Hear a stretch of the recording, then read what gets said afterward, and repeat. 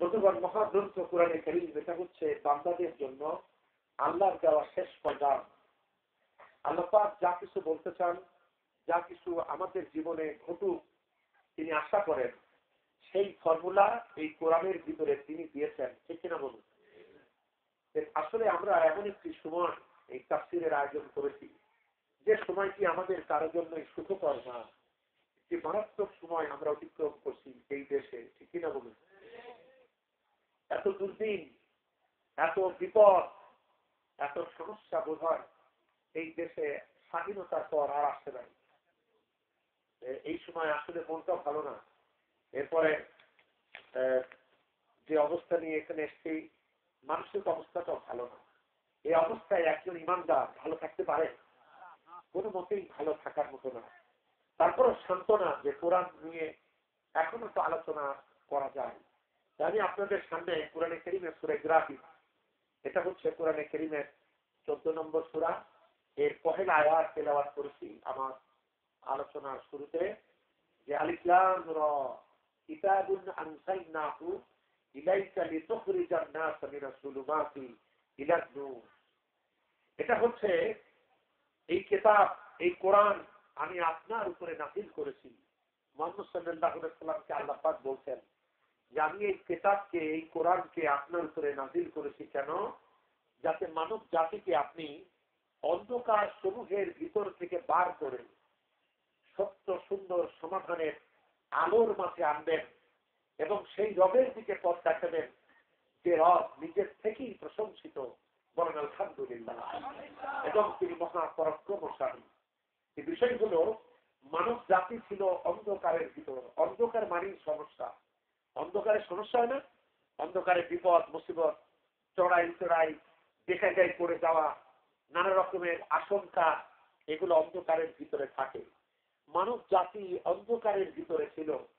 সেই অন্ধকার ছিল তাদের ব্যক্তি জীবনে ছিল অন্ধকার, সামাজিক জীবনে ছিল অন্ধকার, রাজনৈতিক জীবনে ছিল অন্ধকার, অর্থনীতির জীবনে ছিল অন্ধকার। যেদিকে তারা যাবে সব দিকে ছিল অন্ধকার। শুধু সমস্যা, অশান্তি, বিপদ মুসিবত এই জাতির উপরে চেপে বসেছিল মানব জাতি, যেটা আল্লাহর সাথের সৃষ্টি। কোরআন কেন দেয়া হলো? এই মানব জাতিকে ওই সমস্ত সমস্যা, ওই সমস্ত অস্থিরতার ভিতর থেকে বাইর করে সত্য সুন্দর আলো হচ্ছে কোরআন। আল ইসলাম নূরুন, ইসলাম হচ্ছে আলো, আলো হচ্ছে সমাধান। এর ভিতরে মানব জাতিকে টাইনে বাইর করে নবীজি নিয়ে আসবেন। এই জন্যই কোরআন অবতীর্ণ হয়েছে, বলেন আলহামদুলিল্লাহ। আমরা জানি কোরআন এমন একটি সময় অবতীর্ণ হলো, যে সময়টা কেমন ছিল, যে সময়টা নাজিলের আগের অবস্থাটা কেমন ছিল। মানুষ কোন অপরাধটা করতো না। মানুষ চিন্তা করতো আমার শক্তি আছে, তুমি দুর্বল, সুতরাং তুমি যা কিছু অর্জন করেছো ওগুলো আমি শক্তি বলে কেড়ে নেব। মানুষ বুঝতে পারতো না এটা অন্যায়, মনে করতো জোর যার বন্দুক তার। এই কথা সেদিন থেকে তৈরি হয়েছে, যেটা আমরা অনেক সময় জানি বা বলে থাকি। মানুষ মনে করতো আমার জোর আছে, তুই একটা দুর্বল, তোর তো ওই সবগুলো রাখার অধিকার নেই, ওটা আমার দরকার, জোর যার বন্দুক তার। এভাবে তারা কেড়ে খেত। মানুষের জীবনের কোনো নিরাপত্তা ছিল না। মক্কা মুআজ্জামা এত কঠিন পরিস্থিতি বিরাজ করত তখন, যে একদিকে কাবা ঘরের ভিতরে কয়টা মূর্তি? 360টা। এক খোদা তাদের ভাল লাগতো না, এতগুলা তারা করলো। এরপরে তারা এই ক্রিমিনাল গুলাই ধর্মীয় জীবন যাপন করত। কি ধর্ম? শিরকিয়াতের ভিতরে নিমজ্জিত ছিল।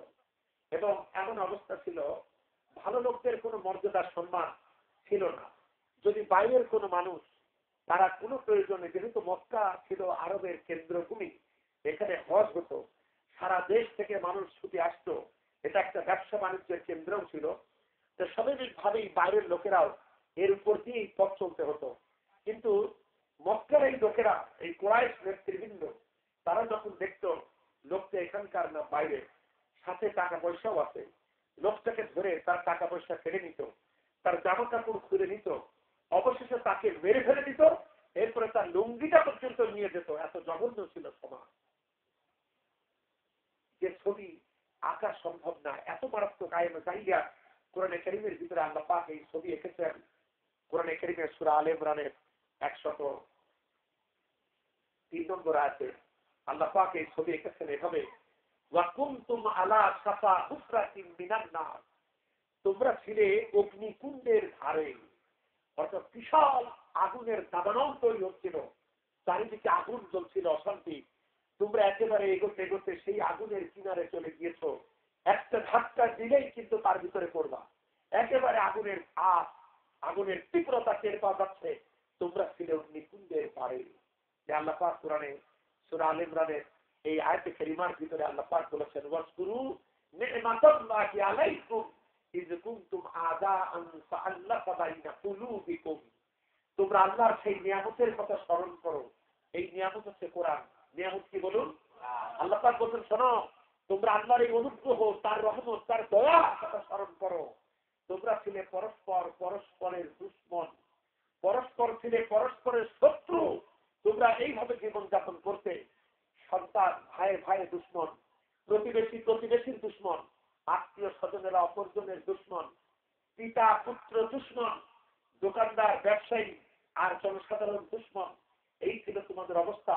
রাজনীতির ভিতরে, অর্থনীতির ভিতরে সব জায়গায় শোষণ, সুদের অর্থনীতি ইহুদিদের মাধ্যমে প্রচলন ছিল।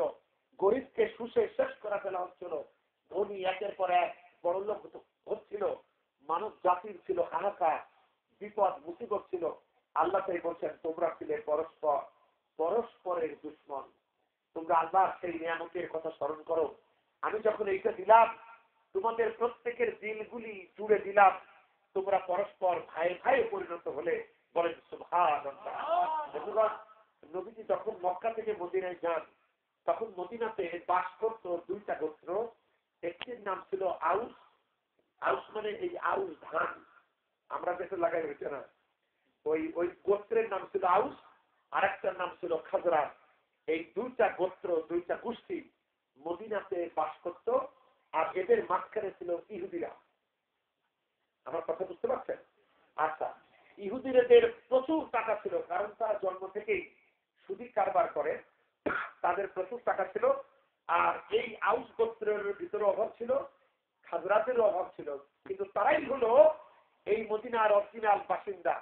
এরা বাইরে থেকে আসে নাই, বাইরে থেকে এসেছিল ইহুদিরা, কিন্তু ওদের অভাবের সুযোগে ইহুদিরা তাদেরকে সুদের ভিত্তিতে ঋণ দিত। এখন যার কাছে আমি ঋণ নেব, তার কাছে আমার ঠেকা লাগে না।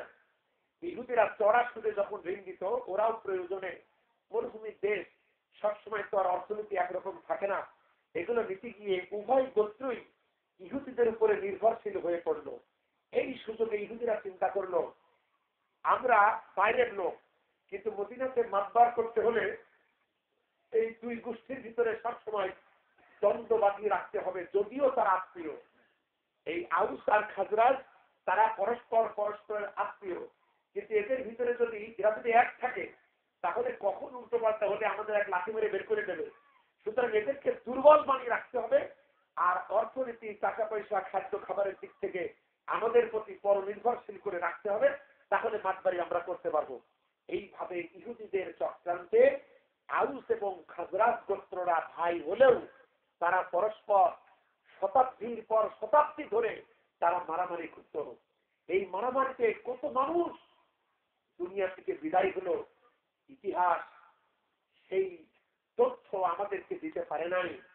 কিন্তু হাজারো মানুষের রক্তে মদিনার সাদা মরুভূমির বুক রক্তে লাল হয়েছে, এটা ইতিহাস আমাদেরকে বলেছে।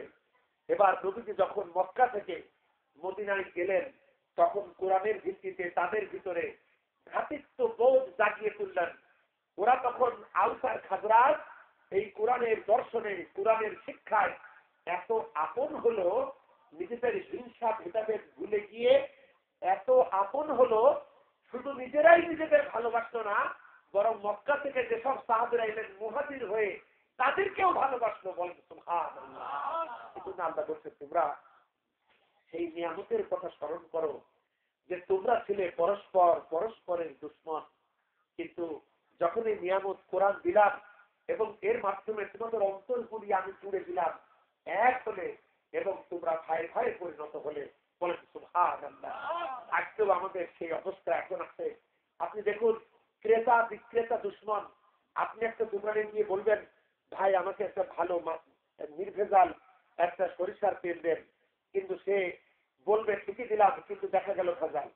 আপনি একটা মাল কিনবেন, সে বললো ঠিকই 1 কেজি দিলাম, কিন্তু বাড়ি এসে মেপে দেখছেন 1 পোয়া কম। এরকম হয় কিনা বলে? তার মানে ক্রেতা বিক্রেতা দুশ্মন। এই অবস্থা সেদিন যেমন ছিল কোরআন নাজিলের আগে, এখন নাজিল হয়েছে, কিন্তু আমাদের অবস্থা ভালো হয় নাই। আবার দেখুন, শিক্ষক ছাত্র দুশ্মন। আপনি সন্তানকে দিয়েছেন স্কুলে পড়াশোনার জন্য, এই ছোট ছোট বাচ্চাদের সেই সকাল থেকে বিকাল পর্যন্ত স্কুলেই কাটে, ঠিক কিনা বলেন? এত পড়াশোনার পরও পড়াশোনা পারে না। যে মাস্টার ঘন্টার পর ঘন্টা নিজের স্কুলে পড়ালো, এরপরও পড়া বুঝাইতে পারলো না, এরপরে কি করতে হয়? প্রাইভেট পড়াতে হয় না? আচ্ছা, আশ্চর্য কথা, ওই স্যার ক্লাসে পড়া বুঝাইতে পারলো না, অথচ ওই শিক্ষকের কাছে প্রাইভেট পড়লে বুঝবে কিভাবে? তার মানে নিশ্চয়ই কিছু কায়দা আছে, সেখানে কিছু রহস্য সৃষ্টি করা হচ্ছে। সেজন্য ওখানেও টাকা দেখছেন একই পড়ার জন্য, আবার ব্যক্তিগতভাবে প্রাইভেট পড়িয়ে আবার টাকা দেওয়া লাগছে। তার মানে শিক্ষক ছাত্র দুশ্মন, ঠিক কিনা বলেন? একে অপরের অন্তর থেকে উপকার করতে চায় না, অথচ শিক্ষক ছাত্রের সম্পর্ক হবে পিতা পুত্রের মতোই, ঠিক কিনা বলেন? মা বাপরা সন্তান তো জন্ম দেয়, কিন্তু মানুষ বানায় কারা? শিক্ষকেরা। তারা শিক্ষা দীক্ষা সভ্যতা দিয়ে শিক্ষা করে, কিন্তু সেখানেও সমস্যা। আবার আলাদা করে টাকা দাও, নইলে লেখাপড়া পারবে না। শুধু তাই না, বিভিন্ন পরীক্ষার ব্যাপারে আমরা দেখি যে সেখানেও টাকা পয়সা লেনদেন করে প্রশ্ন ফাঁস করা অথবা প্র্যাকটিক্যালের নাম্বার বেশি দেওয়া, এরকম কাজও আমাদের দেশে ঘটে, ঠিক না? বর্তমান শিক্ষক ছাত্র দুশ্মন। যারা আপনারা মুরব্বী আছেন সবাই না, কিন্তু অনেকে জানেন আজকে আপনার পরিশ্রমের বাড়ি, আপনার পরিশ্রমের জমি জায়গাতে আপনার সন্তানদেরকে দায়িত্ব দিয়েছেন, তারা কখন ভাত দেবে সেদিকে তাকায় থাকতে হয়। হয়তো ভালো একটা তরকারি স্বাদ হয়েছে, ইচ্ছা হচ্ছে আর একটা পিস যদি দিত, কিন্তু আপনি চাবেন এই সাহসটুকু আপনার নাই। কারণ এটা কি সন্তান না দারোগা পুলিশ? যথেষ্ট সন্দেহ আছে, তাই না? প্রচন্ড শীতে টকবকে তরুণ আপনার সন্তান বউটা নিয়ে চারিদিকে ঘেরা সুন্দর ঘরে ভালো শাল কাঠ অথবা সেগুন কাঠের খাটে শুয়ে গেল। বাপমা বুড়া হয়েছে, বাপমার পরিশ্রমের ঘরে জায়গা নাই, বারান্দায় শীতকালে ওই পাশে কুকুর শুয়ে আছে, আর খোলামেলা জায়গায় শুয়ে থাকতে হয় মুরব্বীদেরকে আজরাইলের অপেক্ষায়, ঠিক কিনা বলেন? সন্তান পিতামাতা দুশ্মন, প্রতিবেশীর দুশ্মন, মামলা মোকদ্দমা কেস কাজটা কার সাথে? প্রতিবেশীর সাথে। নিজের ভাই আত্মীয় স্বজনের দ্বন্দ্ব। এই অবস্থা আজও আছে কিনা? এই সমস্যা আছে কিনা? এখন এই কোরআন নামক মেডিসিন দিয়েই ওই সমস্যা নবীজি সেদিন দূর করেছিলেন। আজকে যদি এই ঔষধ ঠিক মতো বুঝে সুঝে আমরা খাইতে পারতাম, আমাদের এই সমস্যার সমাধান হতে পারত, ঠিক কিনা বলুন? বন্ধুগণ, আল্লাহ তাই বলছেন, সেই অনুগ্রহের কথা স্মরণ করো, তোমরা ছিলে পরস্পরের দুশ্মন। সেই জাতির সামনে যখন তুললো, তারা দেখলো হা, কোরআন আমাদেরকে মানুষ বানাইছে। ওই যে আমার আগের বক্তা বলছিলেন, সম্ভবত আব্দুল আলিম ভাই বোধহয় বলছিলেন, আরব জাহিলিয়াতে মেয়েদেরকে কিভাবে মেরে ফেলা হতো, বলছিলেন না? তিনি একটি দারুণ কথা বলছিলেন। সেই মেয়েটাকে আমি আস্তে আস্তে অল্প কিছু শুনে বুঝলাম, সেই মেয়েটাকে নিজ হাতে তার পিতা জীবন্ত দাফন করার জন্য পাথর ছুঁড়ে মারলো, আর বাচ্চা রাতনা আব্বা বলে চিৎকার করলো। এই বক্তব্য যে তিনি দিচ্ছিলেন না, কোরআনে কারীমের সূরা তাকওয়ির, কোরআনে কারীমের 81 নম্বর সূরার 9 এবং 10 নম্বর আয়াতে আল্লাহ এই জিহালতের কথাও, এই মূর্খতার ছবি এঁকেছেন। কিয়ামতের দিন প্রশ্ন করা হবে, কোন অপরাধে মেয়েগুলাকে মেরে ফেলে দিচ্ছ? খেয়াল করুন, প্রশ্ন কারে করা হবে? প্রশ্ন খুনিকে করা হবে না, যাকে মেরে ফেলা হচ্ছে। আল্লাহ বলছেন সেদিন জীবন্ত পুঁতে ফেলা, যাকে দাফন করলে জীবন্ত, ওই সব মেয়েদেরকে জিজ্ঞাসা করা হবে কোন অপরাধে তোমাদেরকে মেরে ফেলা হলো। প্রশ্নটা ওই যাকে মেরে ফেলা হলো তাকে করা হবে কেন? প্রশ্নটা তো খুনিকে করলে ভালো হতো, কিন্তু না। আল্লাহ পাক বলেন আমি সেদিন জীবন্ত পুঁতে ফেলা কন্যাদেরকে প্রশ্ন করব কোন অপরাধে তোমাদেরকে মেরে ফেলা হলো। এর মানে কি? এর মানে আল্লাহ পাক সেই আরব জাহিলিয়াতের সেই খুনি, সেই নিষ্ঠুর পিতাদের অন্তরে এই অনুভূতি সৃষ্টি করার জন্য এই কথা বলছেন যে তোমরা এই কাজ যারা করো, সন্তানটা মেয়ে হলো বলে যাকে নির্মম ভাবে মেরে ফেলে দিলে, এই কাজটা এত জঘন্য। এই কাজ যারা করে তাদের সাথে কথা বলা আল্লাহ পছন্দ করেন না। তাদের প্রতি আল্লাহ এতখানি ক্রুদ্ধ থাকবেন যে তাদের সাথে কথা বলা আল্লাহ পছন্দ করেন না, বরং কথা বলবেন ওই মেয়েটার সাথে। আল্লাহ তো যদিও জানেন, আল্লাহ জানেন না কি কারণে মারা হয়, আল্লাহ জানেন, কিন্তু বোঝানো হচ্ছে তোদের মতো দুর্বৃত্ত, তোদের মতো খুনি, সন্ত্রাসী, বিবেকহীন, নিষ্ঠুর হৃদয়, তাদের সাথে আল্লাহ কথা বলবেন না। কথা বলবে ওই মেয়েটার সাথে যে বলো কোন অপরাধে তোমাকে মেরে ফেলা হলো। এই অপরাধ এত মারাত্মক যে মানুষ একটা অপরাধ করলে তার সাথেও কথা বলে, কিন্তু অপরাধ যদি খুব মারাত্মক হয় তাহলে তো নিশ্চয়ই কথাও বলে না। ঠিক সেভাবে আল্লাহ পাক এই জাহিলিয়াতের এই দৃশ্য কোরআনের সূরা তাকওয়িরের ভিতরে আল্লাহ পাক এই কথা তুলে ধরেছেন। সেদিন কিয়ামতের দিন জীবন্ত প্রকৃত কন্যাদেরকে প্রশ্ন করা হবে কোন অপরাধে মেরে ফেলা হলো। সন্তানটা মেয়ে, এই জন্য মেরে ফেলে দিত। কি সমাজ ছিল, কি নিষ্ঠুর হৃদয়হীন ছিল। আমরাও মারি, তবে একটু বড় হলে মারি। বিয়ে যখন হয় হাতের মেহেদি রং তখনও শুকায়নি, শ্বশুর বাড়ি গিয়ে যৌতুকের আবদার, এটা এটা যদি দিতে না পারা যায় তখন অনেক নতুন বউদেরকে লাশ হয়ে মা বাপের বাড়িতে যেতে হয়, ঠিক কিনা বলেন? তাহলে আমরা কি উন্নতি করেছি? তারা লেখাপড়া জানতো না, তারা বেশি আমাদের মতো তো লেখাপড়া জানতো না, কিন্তু তারা মূর্খ ছিল, অপরাধ করত। আর আমরা শিক্ষিত হয়ে অপরাধ করছি, ঠিক কিনা বলেন? কারণ আমাদের শিক্ষা ব্যবস্থা ইসলাম নাই, আমাদের শিক্ষা ব্যবস্থায় অন্ধকার। এই যে কোরআন কেন এলো? মানুষ জাতিকে অন্ধকারের ভিতর থেকে বার করে আলোর ভিতর আনবে। আমাদের পড়াশোনা করা ছিল ফরজ। ইসলামের প্রথম ফরজ কি করা, ঠিক কিনা বলুন? কোরআনে কারীমের ৯৭ নম্বর সূরা সূরাতুল আলাক, এই সূরার পহেলা আয়াতে ইকরা বিসমি রাব্বিকাল্লাযী খালাক। আমাদের শুধু পড়তে বলা হয়নি, বলা হয়েছে রবের নামে পড়ো। আমাদের অশান্তি কেন? কারণ আমরা পড়ি কিন্তু আমাদের রবের নামে পড়ি। এজন্য প্রাইমারিতে যতটুকু শান্তি হাই স্কুলে কম, হাই স্কুলে যতটুকু শান্তি কলেজে আরো কম, কলেজে যতটুকু শান্তি বিশ্ববিদ্যালয়ে একেবারে নাই, ঠিক কিনা বলুন?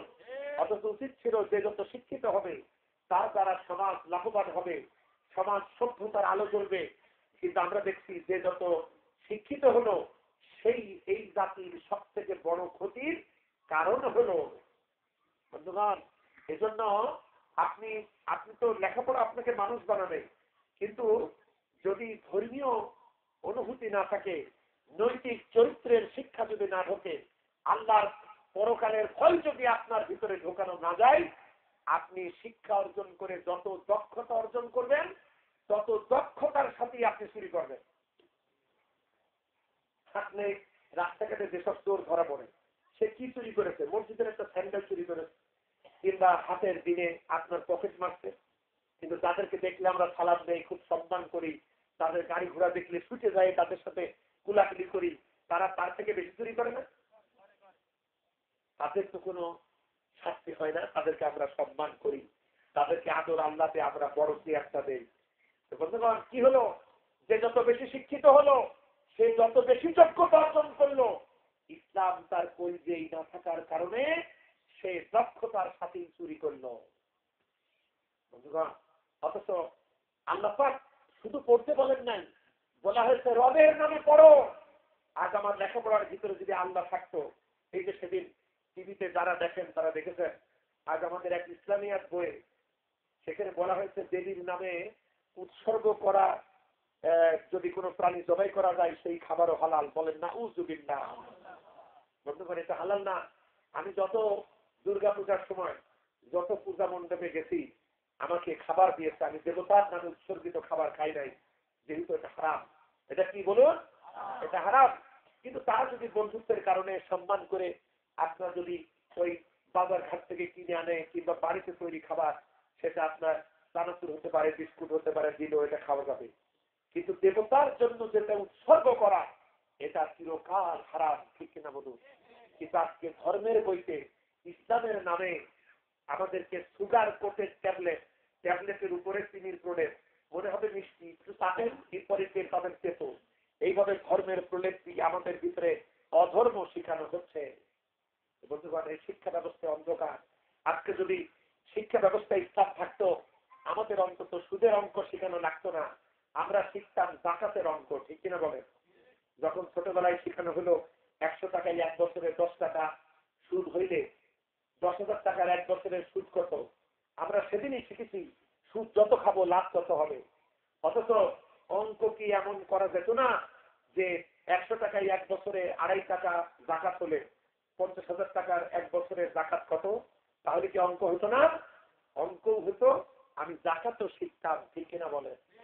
বন্ধুগণ, সুতরাং প্রথম থেকেই শিক্ষা ব্যবস্থায় অন্ধকার থাকার কারণে ওই অন্ধকার আমাদের কলজের ভিতরে ঢুকে দেওয়া হয়েছে। আমাদের দোষ কি? যখন আমরা বড় হব আমাদের মাথার ভিতরে ওই সুদ, আমাদের মাথার ভিতরে ঘুষ, আমাদের মাথার ভিতরে ভেজাল। কারণ আমরা শিখেছি যে 5 কেজি দুধের ভিতরে 10 কেজি পানি মিশাইয়া বিক্রয় করলে কত লাভ হবে। আমরা সেদিনই বুঝেছি খাদ্যে ভেজাল দিতেই হবে, ঠিক কিনা বলেন? বন্ধুগণ, আর এখন তো দুধে পানি মিশায় না। একজন বলছে, এই তোরে দেখলাম তুই যে দুধে পানি দিলি, বলছে আল্লাহর কসম দুধে পানি দেই নাই। তাহলে কি করলি? বলছে পানিতে দুধ মিশাইছি। মানে দুধে পানি মিশাইছি, পানিতে দুধ মিশাইছে। প্রথম থেকে আমাদের ভেজাল শেখানো হলো, আমাদের সুদের অংশ শেখানো হলো, আমাদের এই প্রতারণার ফাঁদ তৈরি করা হলো, কত কিছু আমাদের এর ভিতর দিয়ে ঢুকিয়ে দেওয়া হলো। অথচ ইচ্ছা করলে ভালো করা যায়, ইচ্ছা করলে ভালো করা যায়। ছোট বাচ্চারা একটু কার্টুন দেখলে মজা পায়, একটু একা একা ছবি আঁকা দিলে মজা পায়। দেখবেন যাদের বাড়ি টেলিভিশন আছে, আপনারা তো সব হচ্ছে দেশের এই পরিস্থিতি, একটু খবরটা দেখি। কিন্তু বাচ্চা যদি থাকে তারা রাগ করবে, হ্যাঁ কার্টুন হচ্ছে আমরা কেন ওইসব দেখতে যাবো, এরকম হয় না? বাচ্চাদের অবস্থায় এমন যে কিছু আঁকা বাঁকা বিকৃত ছবি দেখলে মজা পায়। এই জন্য ওদের বইতেও কিছু ছবি থাকতে পারে ওদের একটু মজা করার জন্য। কিন্তু তারপরও তা দিয়েও তো ইচ্ছা করলে ভালো করা যায়, ইচ্ছা করলে ভালো করা যায় না? যেমন একটি গল্প দেখুন, মধ্যপ্রাচ্যের ছোট বাচ্চাদের ক্লাসের একটা গল্প আমি আপনাদের শোনাই। আমরা যেমন মুরব্বীরা জানেন, ছোটবেলায় আমরা পড়লাম টোনাটুনির একটা গল্প। সেখানে প্রতারণা, ধোঁকাবাজ, মেহমানের সাথে খারাপ ব্যবহার, এগুলো শেখানো হয়েছিল। অথচ নবীজি বলেছেন যে পরকালে বিশ্বাস করে সে যেন তার মেহমানকে সম্মান করে, এটা নবীজি বলেছেন।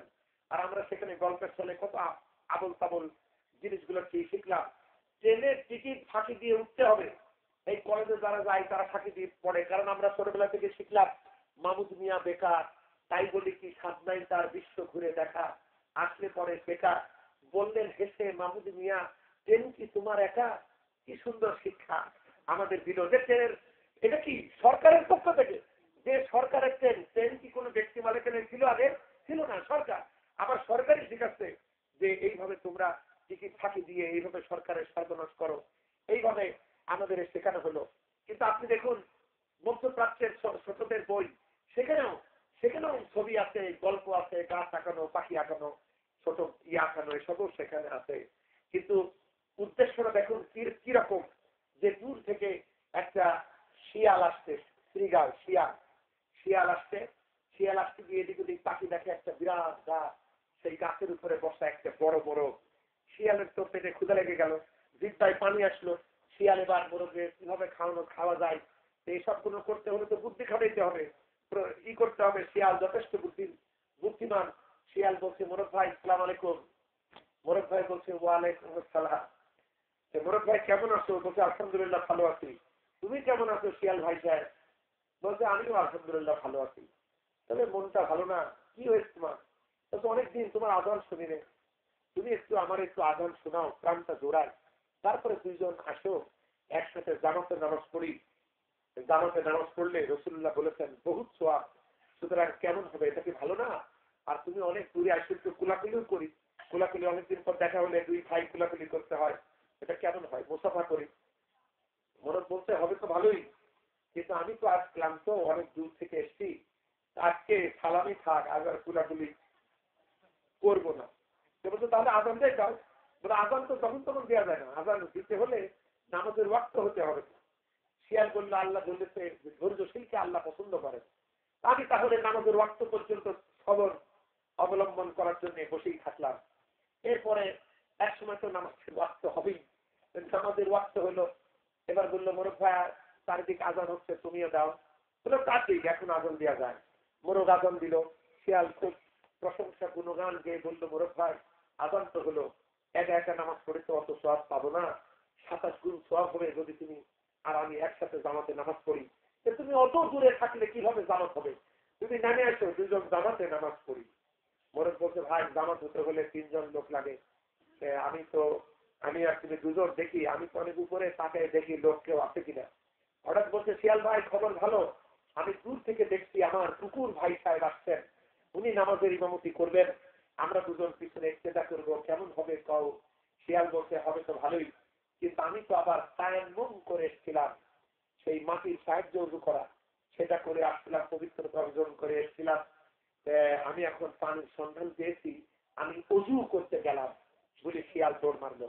আপনি দেখুন এখানেও হাসির ছলে কিভাবে ইসলাম পেশ করা হয়েছে ছোট বাচ্চার সামনে, যে দুজন যখন দেখা হবে পরস্পরের শান্তি কামনা করে সালাম দেবে, এরপরে মুসাফা করবে, যদি অনেকদিন পর দেখা হয় কোলাকুলি করবে। আজান দেওয়া যাবে কিন্তু নামাজের ওয়াক্ত হতে হবে। জামাত করতে হলে 3 জন মানুষ লাগবে, প্রয়োজনে ধৈর্য সবর অবলম্বন করতে হবে। পানির অভাবে যদি তায়াম্মুম করে আসো তাহলে পানির সন্ধান পেলে তায়াম্মুম নষ্ট হবে, তখন ওযু করতে হবে। কতগুলি জিনিস শেখানো হলো, বলেন সুবহানাল্লাহ। সুতরাং ইচ্ছা করলে আমাদের যখন হুঁশ হলো বোধ হলো তখনই শিক্ষা ব্যবস্থার ভিতর দিয়ে এই সব নৈতিকতা গঠনমূলক শিক্ষা আমাদের দিলে আমরা প্রথম থেকেই শিখতাম, ঠিক কিনা বলুন। আমরা শিখতাম। এই যে মাদ্রাসা, এই মাদ্রাসায় বিভিন্ন সময় বলা হয় না যে মাদ্রাসার মাহফিল আপনার একটু টাকা পয়সা দেন, লোকেরা সহজে দেয়, টাকা পয়সা দেয়, সহজে সাহায্য করে। এরপরে হুজুর ইনিয়ে বলতে হয় আপনার বাপের বেহেশতে দেবে, তারপরে বউ ছেলেমেয়ের বেহেশতে দেবে, চাকরিতে উন্নতি হবে, টাকা পয়সা বাড়বে, এইসব গুলার পর বলতে হয় প্রথম 10 জন কিনা দিবা, আসারে মুবাশশারার সাথে বেহেশতে যাবা। এইভাবে পাম তেল দেওয়ার পর অবশেষে টাকা বেড়ায়, এরকম হয় না? টাকা যখন আপনি দেবেনই, যদি আপনি সহজে দেন তাহলে সব বেশি হবে না? বেশি এদিক ওদিক করে বলবে কেন? আবার হুজুরদেরও বিপদ, হুজুররা নিজেরা টাকা দেয় না কিন্তু লোকদের করে টাকা দাও, এটা তো হুজুরদেরও একটা বিপদ। এখন এইভাবে কায়দা করে আপনার পকেট থেকে টাকা নিতে হয়। কিছু ওয়াইজ এমনও আছে এত কায়দা করে চাই কৃপণ লোকও দিতে বাধ্য হয়। কিন্তু কৃপণ লোককে বুঝতে হবে আপনার যদি পরিপূর্ণ সওয়াব পেতে হয় তাহলে অন্তরের তাগিদে মুহাব্বতে একনিষ্ঠ ভাবেই আপনাকে দান করতে হবে, ঠিক কিনা বলেন? লোক দেখানো দান করেও লাভ নেই। কিছু লোক এমনি দান করে না, কিন্তু ভাবে যখন বোঝায় ওঠো তোমার নাম বলো, লোকে দান দেয়, গ্রামে আমি সবার থেকে বেশি দিয়েছি, সামনে ভোট, একটু বেশিতে দান করতে হবে, এরকম কিছু মেম্বার চেয়ারম্যানরাও সেই কায়দায় টাকা দেয়, তাই না বন্ধুগণ? এইভাবে দেখা গেল হুজুর আর শ্রোতা এরাও দুশ্মন। হুজুর কায়দা করে টাকা আদায় করবে, নইলে তো আপনি টাকা দেবেন না, এইভাবে। অথচ এমন কেন হবে? কোরআন হাদিস সবই তো আমাদের কাছে পরিষ্কার যে আল্লাহর পথে ইসলামের পথে টাকা দিলে সওয়াব হবে না? হবে। কিন্তু এত বুঝানো লাগবে কেন? খুলনাতে এক হুজুর ওয়াজ করছে, এক পর্যায়ে একটা কৃপণ লোক 100 টাকা দান করে ফেললো। লোকেরা বললাই নিয়ে তুমি 100 টাকা দিলে, তুমি তো দিয়া লোক না 1 টাকাও কেন দিলে? বলতো ভাই হুজুরের ওয়াজে আমি যখন দেখছি আমার বাপ দোজখে গেল, আমি তাড়াতাড়ি করে 100 টাকা দিয়ে বাপকে ঠেকালাম। যে প্রশ্ন হলো এই যে কায়দা করে দিতে হচ্ছে সহজে, কারণ কি? কারণ হলো আমরা আমাদের লেখাপড়ার মাধ্যমে ভেজাল দিতে শিখছি, সুদে খাটিয়ে অন্যায় ভাবে টাকা কামাই করতে শিখছি এবং নিজে স্বার্থপর হওয়া শিখছি। অন্যকে দিলে আমার যে কি লাভ, আমি মনে করি দিলেই লস। অথচ কোরআনে কারীমে সূরাতুল বাকারার ভিতরে আল্লাহ বলেন তুমি কি দেখো না তোমরা জমিনে ধানের বীজ বপন করো, ওখান থেকে একটা গাছ বাইর হয়, ওখান থেকে 7টা ডাল হয়, প্রতি ডালে তোমার ওই একটা দানার বিনিময়ে আমি প্রতিটা ডালে 100 দানা দেই, তাহলে 7টা ডালে কয়শো হলো? যে আল্লাহ একটা বীজের বিনিময়ে তোমাকে 700 দানা দিতে পারেন এই দুনিয়ার বুকে, তিনি তোমার ওর থেকে বেশি দিতে পারেন না? বলেন পারেন না? এই শিক্ষা করে যদি ঢুকানো হতো কত লাভ হতো আমার ভাইরা, আমার মা বোনেরা। এজন্য ইসলাম দিয়ে যেখানে শেখানো হয় সেখানে প্রতিটি মানুষ তার পরকালের জন্য তৈরি হয়, সে তখন চিন্তা করে না যে আমি যেটা পেলাম এটাই আমার আসল, বরং সে চিন্তা করে যেটা দিলাম সেইটি হলো আসল। আমি আপনাদের একটা ঘটনা শুনে দেখুন, এরকম শিক্ষা এরকম গল্প তো থাকতে পারত, যেমন মাদ্রাসার বিভিন্ন লেভেলে এরকম একটা কাহিনী আছে, রাখে আল্লাহ মারে কে, আর মারে আল্লাহ রাখে কে। দেখুন গল্পটা শুনুন।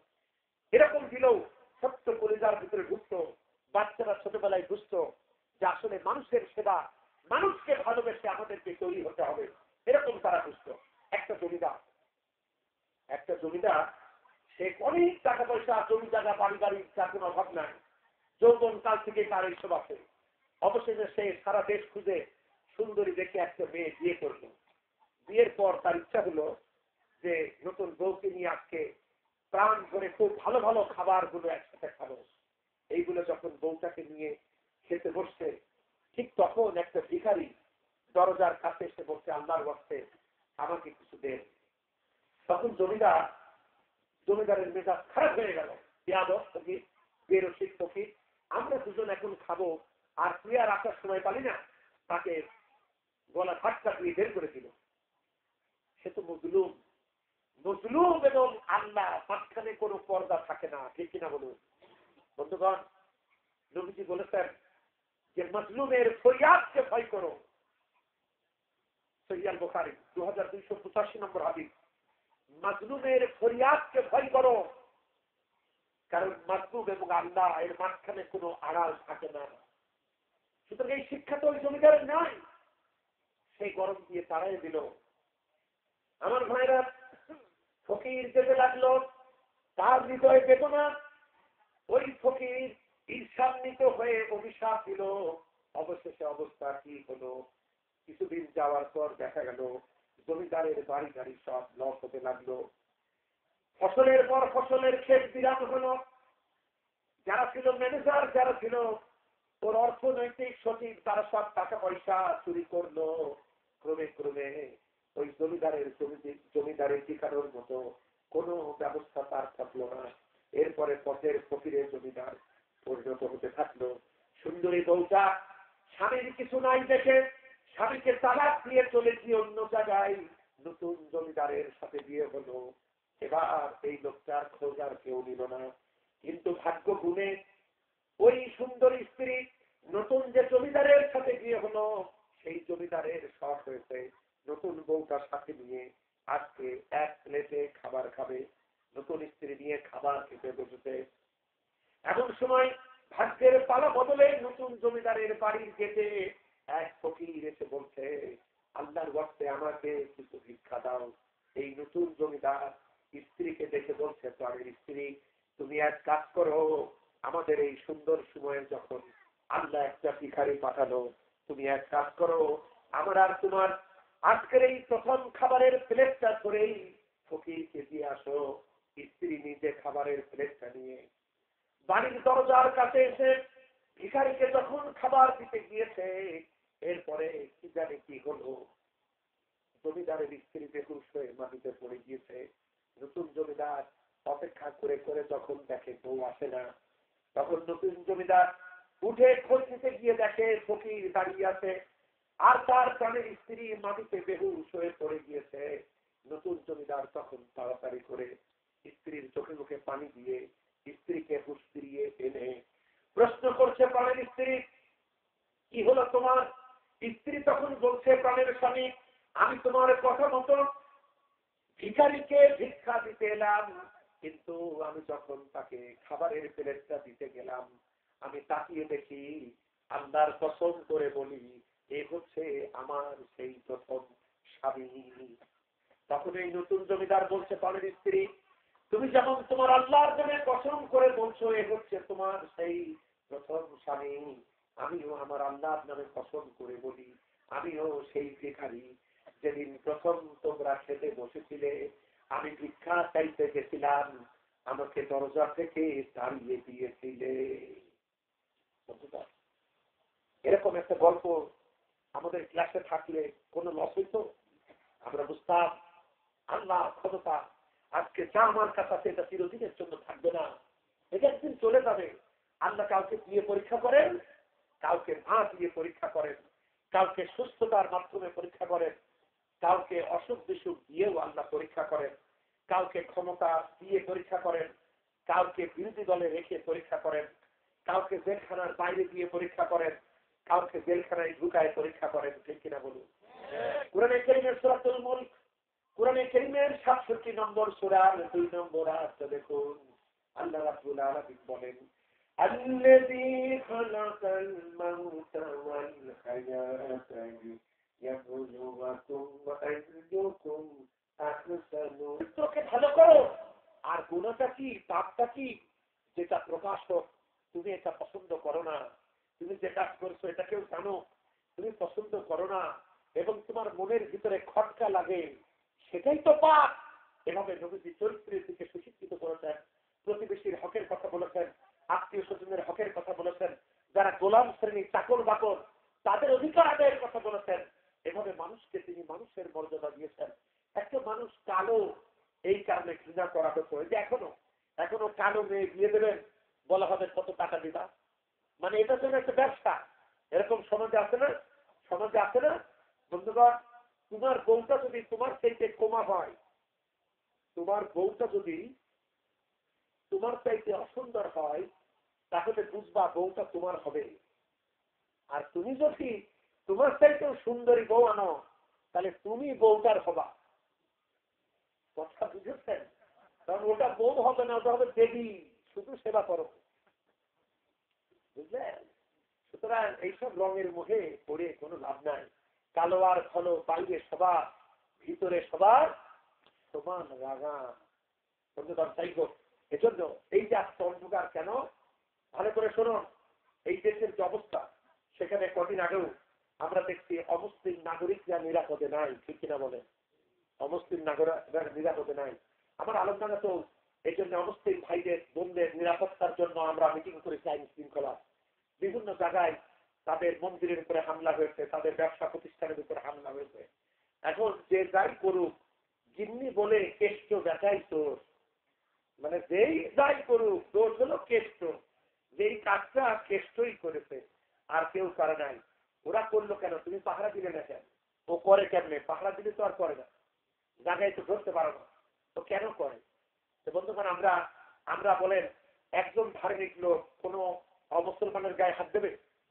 একটা অমুসলিমের মূর্তি, মন্দির এগুলো ভাঙলে যদি সোয়াব হইত, তাহলে আমরা যারা নামাজ পড়ি আমরা একটু আগে ভাঙতাম, তাই না?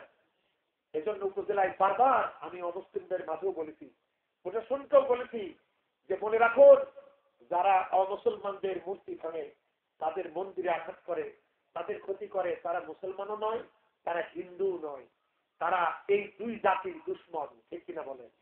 কারণ কেউ কেউ বলতে পারে, যেমন আমার আলমডাঙ্গায় ও হারজিতে মূর্তির মাথা ভেঙেছে, এটা কি মসজিদের কোন ইমাম সাহেব ভাঙছে?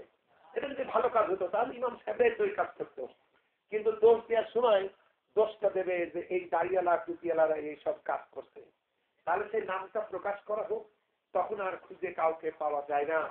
বন্ধুগণ, এই জন্য মনে রাখতেছি নিরপেক্ষ ধার্মিক, মানে আমি এমন ধার্মিক হবো রাজনীতি কোন রকম আমি মানে নে, আমি ধার্মিক। আর কিছু মুসলমান আছে যারা ধর্ম বাদ দিয়া রাজনীতি, মানে ধর্মহীন রাজনীতি আর রাজনীতি নিরপেক্ষ ধার্মিক। কথা বুঝতে পেরেছেন? এই সাহাবীরা কি ছিল? ওরা ধার্মিকও ছিল, ওরা রাজনীতিবিদও ছিল।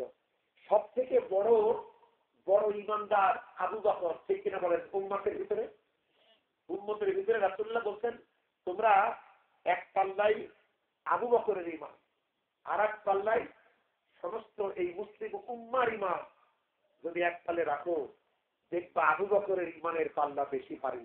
আর তিনি রাসূলের রেখে যাওয়া 12.5 লক্ষ বর্গমাইল রাষ্ট্রের প্রথম খলিফা। ঠিক কিনা বলেন? খালি আবু বকর ছিলেন ধার্মিক রাজনীতিবিদ। আর আজকে আমাদের যে পরিস্থিতি, ধার্মিক রাজনীতিবিদদেরকে আমরা পছন্দ করি না। ঠিক কিনা বলেন? আর কিছু মুসলমান আছে তারা বলে রাজনীতি দরকার নাই, রাজনীতি নিরপেক্ষ ধার্মিক, তার ইসলামের কয়েকটি বিষয়, নামাজ, রোজা, হজ, যাকাত, কালেমা, এগুলো নিয়েই তারা থাকতে চান।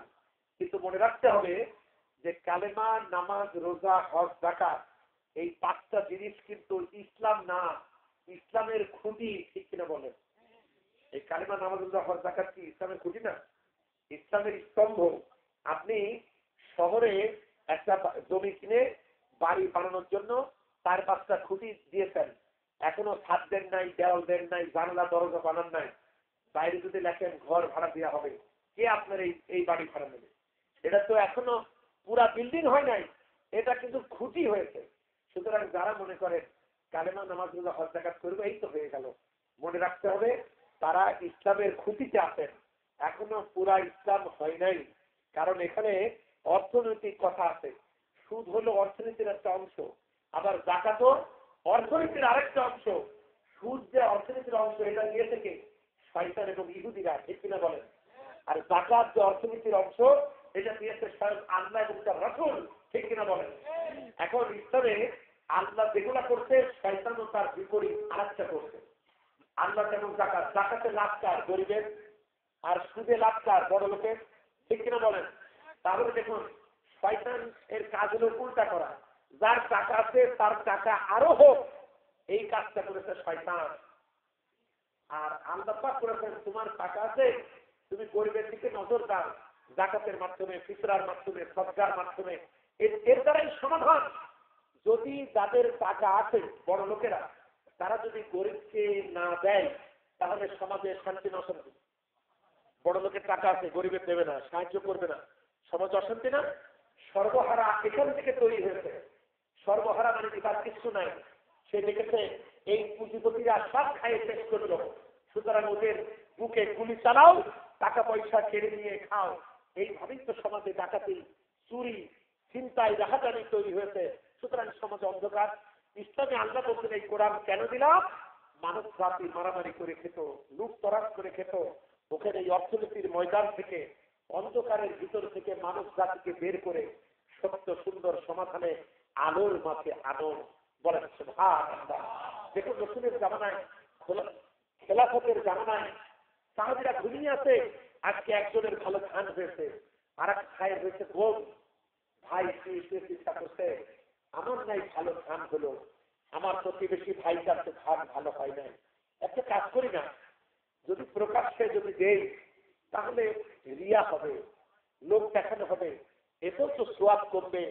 পরকালের শিক্ষা তাদের মগজের ভিতরে এমন চিন্তা করলো, রাতে তো কেউ দেখবে না, আমি কিছু ধান নিয়ে ওর ওখানে গোপনে দিয়ে আসি। একই সঙ্গে পরকালের শিক্ষায় সুশিক্ষিত আরেক ভাই, সে শুয়ে চিন্তা করছে আমার বোন হয়েছে ভালো, কিংবা খেজুর হয়েছে ভালো, আমার ওই ভাইটার ভালো হয়নি, লোক লজ্জায় লোকের ভিতরে দিয়ে আবার লোক দেখানো দান হবে, ওর সাথে এই রাত্রি গোপনে তার বাড়ি কিছু দিয়ে আসি। এইভাবে দুই ভাই যখন চিন্তা করে দিতে গিয়ে দুজনের সঙ্গে দেখা, এবার বলেন ভালোবাসা মহত্ব উদারতা বাড়বে না তোমাদের? কত খুশি, আহা আমার প্রতিবেশী ভাই আমাকে ভালোবাসে, ও আমাকে ভালোবাসে, এদের ভিতরে কোনোদিন গন্ডগোল হতে পারে? সুতরাং ইসলাম এইভাবে ভালোবাসা শেখাইছে, তাদের কলিজার ভিতরে ইসলাম কিভাবে সেই মানুষগুলাকে মানুষ বানাইছে। যার জন্য কবি বলেছেন উতারে চারে গানে ফেরাছে শুয়ে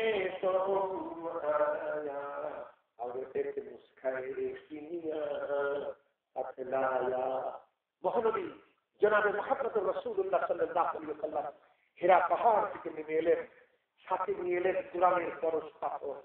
এই পাথরগুলা নিয়ে, এই কোরআনের পরশ পাথর দিয়ে লোহা নামক আবু বকর এদের দেখে যখন এর পরশ লাগালেন, লোহাগুলি সব সোনা হয়ে গেল। বলেন সুবহানাল্লাহ। সুতরাং এই শিক্ষা দিয়ে মানবতাকে তৈরি করতে হবে, এটা দায়িত্ব। আজকে হানাহানি মারামারি, আপনি দেখেন রাসূলুল্লাহ কত ছোট্ট একটা শিক্ষা। সহিহ বুখারী প্রথম খণ্ড কিতাবুল ঈমান অধ্যায় হাদিস নাম্বার 9, আল মুসলিমু মান সালিম আল মুসলিমুনা মিন লিসানিহি ওয়া ইয়াদিহি। সেই প্রকৃত মুসলিম যার জিহ্বা আর হাত দ্বারা অন্যরা নিরাপদ। এই একটি হাদিস যদি আমাদের দেশে সরকারি দল আর বিরোধী দল মেনে চলে, তাহলে রাজনীতিতে প্রতিহিংসা থাকে, শান্তি হয়ে যায় না। আজকে কেউ বলছে গণহত্যা হচ্ছে, কেউ বলছে না মানুষ মরে নাই, মরেছে ওই জামাত শিবির, এরকম শোনা যাচ্ছে না? এগুলো মানুষ মরে নাই, এগুলা শুনতে হবে কেন? আমরা তো উভয় মুসলমান, উভয়ই হাজি, উভয়ই আল্লাহর ঘর জিয়ারত করেছি, উভয়ই মক্কা মদিনায় যায়, আল্লাহ পরকালের নাম বলি। আমাদের ভিতরে কেন এই খানাখানি? একই দেশ, একই সুন্দর এই দেশ। আমরা আমরা কেউ না কেউ পরস্পরের আত্মীয়, কারণ আমরা যে দলই করি, আমাদের সবার পিতা হলো আদম, সবার মা হচ্ছে হাওয়া, ঠিক কিনা বলেন? আপনি যে দলই করেন আমরা আত্মীয় না?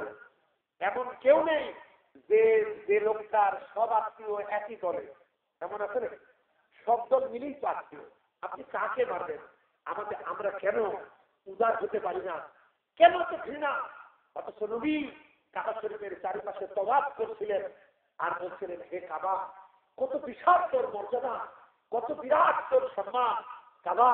কিন্তু শুনরা যে আল্লাহর কুদরতে হাতে আমি মুহাম্মদের জীবন, আমি তার শপথ করে বলছি, একজন মুমিনকে ব্যথা দেওয়া তোর চাইতে একজন মুসলমানের মর্যাদা আল্লাহর কাছে 1000 গুণ বেশি। বলতে সুবহানাল্লাহ। আজকে সেই মুসলমানের নিরাপত্তা নাই, সম্মান নাই, রাজনীতিতে প্রতিহিংসা। সুতরাং রাজনীতি আজ আমাদের দেশে অন্ধকার, ঠিক কিনা বলেন? এর থেকে এই জন্য রাজনীতি হবে ধর্ম কারবার। হিন্দুরা হিন্দু ধর্ম পালন করবে, খ্রিস্টান খ্রিস্ট ধর্ম পালন করবে, মুসলমানরা তাদের ইসলাম পালন করবে, যার যার ধর্ম তার তা। কিন্তু রাজনীতি হতে হবে আল্লাহ, ঠিক কিনা বলুন? রাজনীতি আল্লাহ কিভাবে হবে? সেই থিওরি কি? রাজনীতির প্রথম থিওরি হলো সূরা আল ইমরানের 26 নম্বর আয়াত, কুলিল্লাহুম্মা মালিকাল মুলক। তুমি বলো এই রাষ্ট্রের মালিকানা কেবলমাত্র আল্লাহ, ঠিক কিনা বলেন? আজকে আমি আমি আমি আমি সরকারের লোক হই অথবা বেসরকারের লোক হই বা বিরোধী দলের হই, আমার আপনার ভিতরে এই অনুভূতি থাকবে, এই দেশ, এই পৃথিবী, এই জনগণ সরকার আল্লাহ। কোরআনে কারীমে কি সুন্দর করে বলা হচ্ছে। এর পরবর্তী থিওরি কি? সূরা আরাফ, কোরআনে কারীমের 7 নম্বর সূরা 54 নম্বর আয়াত বলা হচ্ছে, আলা লাহুল খালকু ওয়াল আমর। সৃষ্টি যার, আইন চলবে সেই আল্লাহ, ঠিক কিনা বলুন? এরপরে বলা হচ্ছে সূরা ইউসুফের 40 নম্বর আয়াতে বলা হচ্ছে, ইনিল হুকমু ইল্লা লিল্লাহ। হুকুম দেওয়ার অধিকার কেবলমাত্র আল্লাহ। সুতরাং রাজনীতি হবে আল্লাহ, ঠিক কিনা বলুন? রাশিদিনের সব সময় তাদের শান্তি কেন ছিল? কারণ তারা জনগণও যে আল্লাহর ভয় করত, শাসকরাও সেই আল্লাহকে ভয় করত, ঠিক কিনা বলুন? একই ভয়।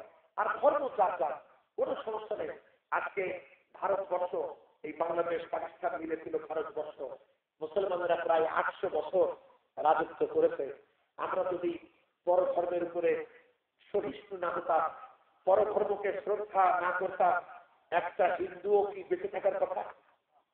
কিন্তু ভারতে এখনো 80% মানুষ অমুসলমান, কারণ আমরা তাদের মুসলমান শাসকরা রাজত্ব করেছে।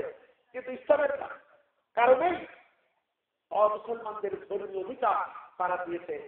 বন্ধুগণ, সম্রাট জাহাঙ্গীরের সময় একটি ঘটনা এমন আছে যে সম্রাট জাহাঙ্গীর তার রাজ দরবারে বসা, এমন সময় এক বৃদ্ধ মহিলা এলো, এসে বলছে, জাহাঙ্গীর, আমি তোমার বাড়ির একেবারে কাছে থাকি, আমি তোমার বাড়ির একেবারে কাছে থাকি, কিন্তু রোজ রাত্রে একটা তরুণ ছেলে এসে আমার বাড়িতে হামলা করে, কারণ আমার পুত্র তোমার সেনাবাহিনীতে ফ্রন্টিয়ারে এখন যুদ্ধরত, সে বাড়িতে নাই, কিন্তু ঘরে আমার সুন্দরী পুত্র বধূ আছে। ওই দুর্বৃত্ত যুবক সে আমার পুত্র বধূর সতীত্ব নষ্টের চেষ্টা চালায়, এ পর্যন্ত পারে নাই। কিন্তু আমার আশঙ্কা, আজকে যদি সে আসে তাহলে বোধহয় আমি বুড়ি মানুষ, আমি হয়তো আর আমার পুত্র বধূকে তার হাত থেকে রক্ষা করতে পারবো না। তাহলে তো তোমার বাড়ির এত নিকটে থাকি, তুমি যে কোনো ভাবেই হোক আমার পুত্র বধূর সতীত্ব রক্ষার জন্য সহযোগিতা করো। সম্রাট জাহাঙ্গীর চুপ করে উঠলেন। অবশেষে বুড়ির ধারণা হলো যে আমি অমুসলমান, আমি একজন হিন্দু, এই কারণেই হয়তো মুসলমান রাজা জাহাঙ্গীর আমার প্রতি কর্ণপাত করলো না। তখন বুড়ি খুব রাগ করে বলল, জাহাঙ্গীর, আমি তোমাকে হতে দেখেছি, তুমি যখন জন্মাও তখন আমি দেখেছি। আজকে আমি হিন্দু বলে আমার পুত্র বধূর সতীত্বের কোনো মূল্য তোমার কাছে নাই।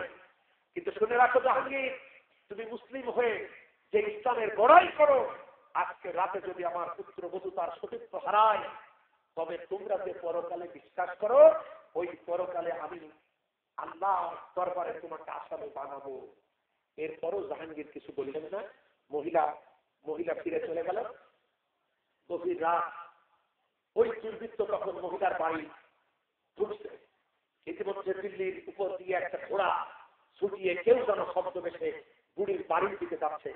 তারপর সেই ঘোড়সওয়ার বুড়ির বাড়ির দেওয়ালের কাছে ঘোড়া রেখে ঘোড়ার পিঠের উপরে দাঁড়িয়ে জাম করে ঘরের ভিতরে ঢুকলো। ঢুকে দেখে সেই নারী কণ্ঠের আর্তনাদ, একটি ছোট্ট বাতি জ্বলছে।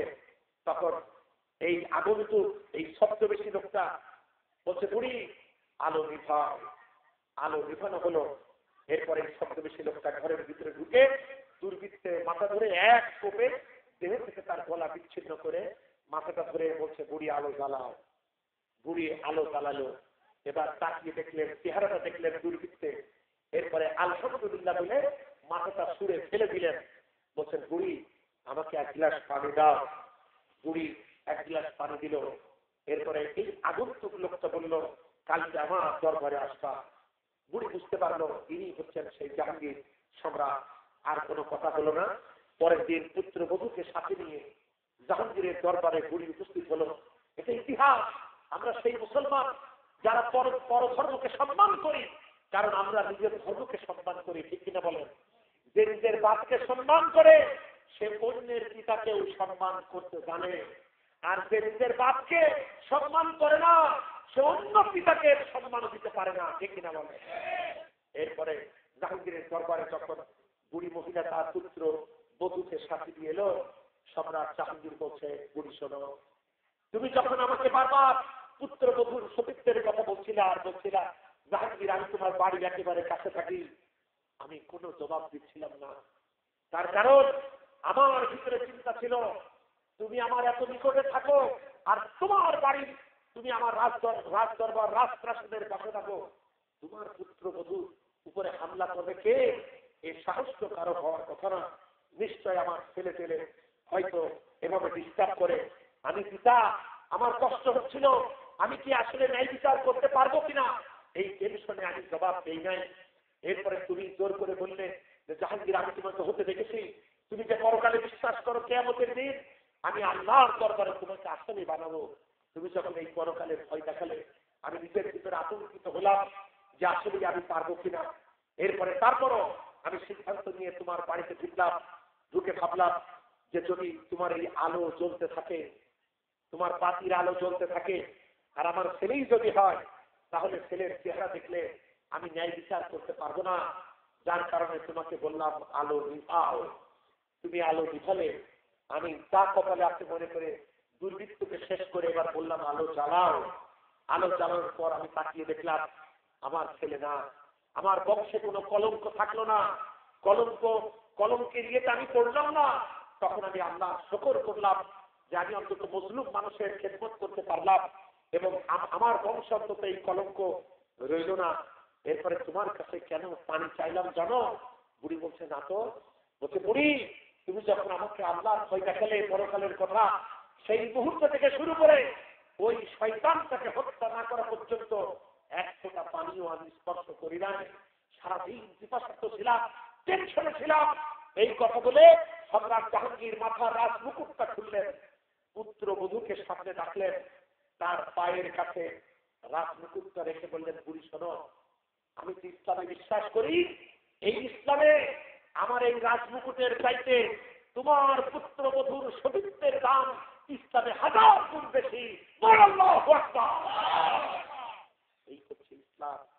সুতরাং আমরা যারা ধার্মিক মুসলমান, আমাদের থেকে অমুসলমানদের জান মাল, ব্যবসা প্রতিষ্ঠান এবং ধর্মীয় উপাসনালয় সব হচ্ছে 100% নিরাপদ, ঠিক কিনা বলুন? বন্ধুগণ, এই কোরআনের ভিতরে সূরা আনাম এর 108 নম্বর আয়াতে আল্লাহ পাক আমাদের এই আদব শিখাইছেন, ওয়ালা তাসুবুল্লাযীনা ইয়াদউনা মিন দুনিল্লাহ, ওরা আল্লাহর বাদ দিয়ে ওরা যাদেরকে ডাকে তোমরা তাদেরকে গালি দিও না। বলেন সুবহানাল্লাহ। এজন্য আমরা এই পরধর্ম সহিষ্ণু। সুতরাং রাজনৈতিক জীবনের এই অন্ধকার দূর করতে হলে এই কোরআনের আলো ফেলতে হবে, ঠিক কিনা বলুন? এই কোরআন দিয়েই সব গঠন করতে হবে। তাদের কত সুন্দর চরিত্র ছিল। উমর, তাকে দেখে কে ভয় করে না? অথচ রোম তখন পৃথিবীর সুপার পাওয়ার। আজকে যেমন আমেরিকা সারা পৃথিবীতে সুপার পাওয়ার, তখনকার আমলে রোমও তখন সেই সুপার পাওয়ার। সেই আমলে রোম সম্রাট গোয়েন্দা বিভাগকে পাঠালেন, গোয়েন্দা বিভাগের প্রধানকে পাঠালেন যে দেখো মুসলমানদের শক্তির উৎস কি, তারা একের পর এক পৃথিবীর ভূখণ্ডগুলো দখল করছে, কদিন পরে তো আমার রোমও নিয়ে যাবে। গোয়েন্দা প্রধান মদিনা মুনওয়ারায় ঢুকলো, ঢুকে সাহাবীদের কাউকে জিজ্ঞাসা করলো তোমাদের তোমাদের মালিক কোথায়? সাহাবারা বললো আমাদের কোনো মালিক নেই, আমাদের মালিক হচ্ছে আল্লাহ। বলছে না মানে তোমাদের বাদশা কোথায়? সাহাবীরা বললেন আমাদের কোনো বাদশা হয় না, আমাদের আছে একজন খাদিম যাকে আমরা নেতা বলি, আমাদের আমিরুল মুমিনিন বলি, আমাদের এরকম একজন আছেন।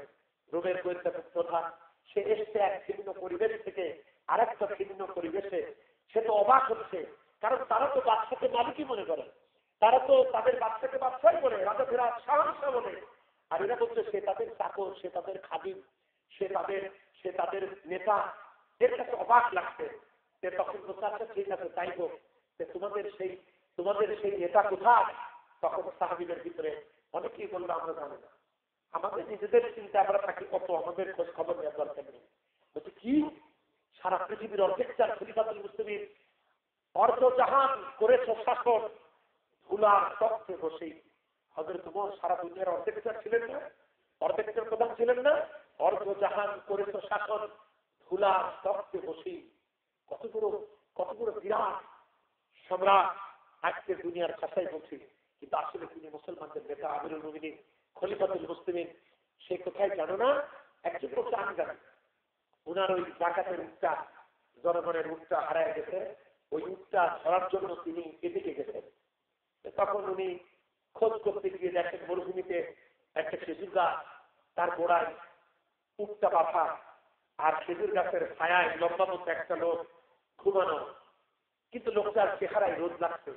প্রথমে তিনি ছায়ায় শুয়েছিলেন, কিন্তু খেজুর গাছের ছায়া কত লম্বা হবে, যখন সূর্য সরে গিয়েছে ছায়াও সরে গিয়েছে।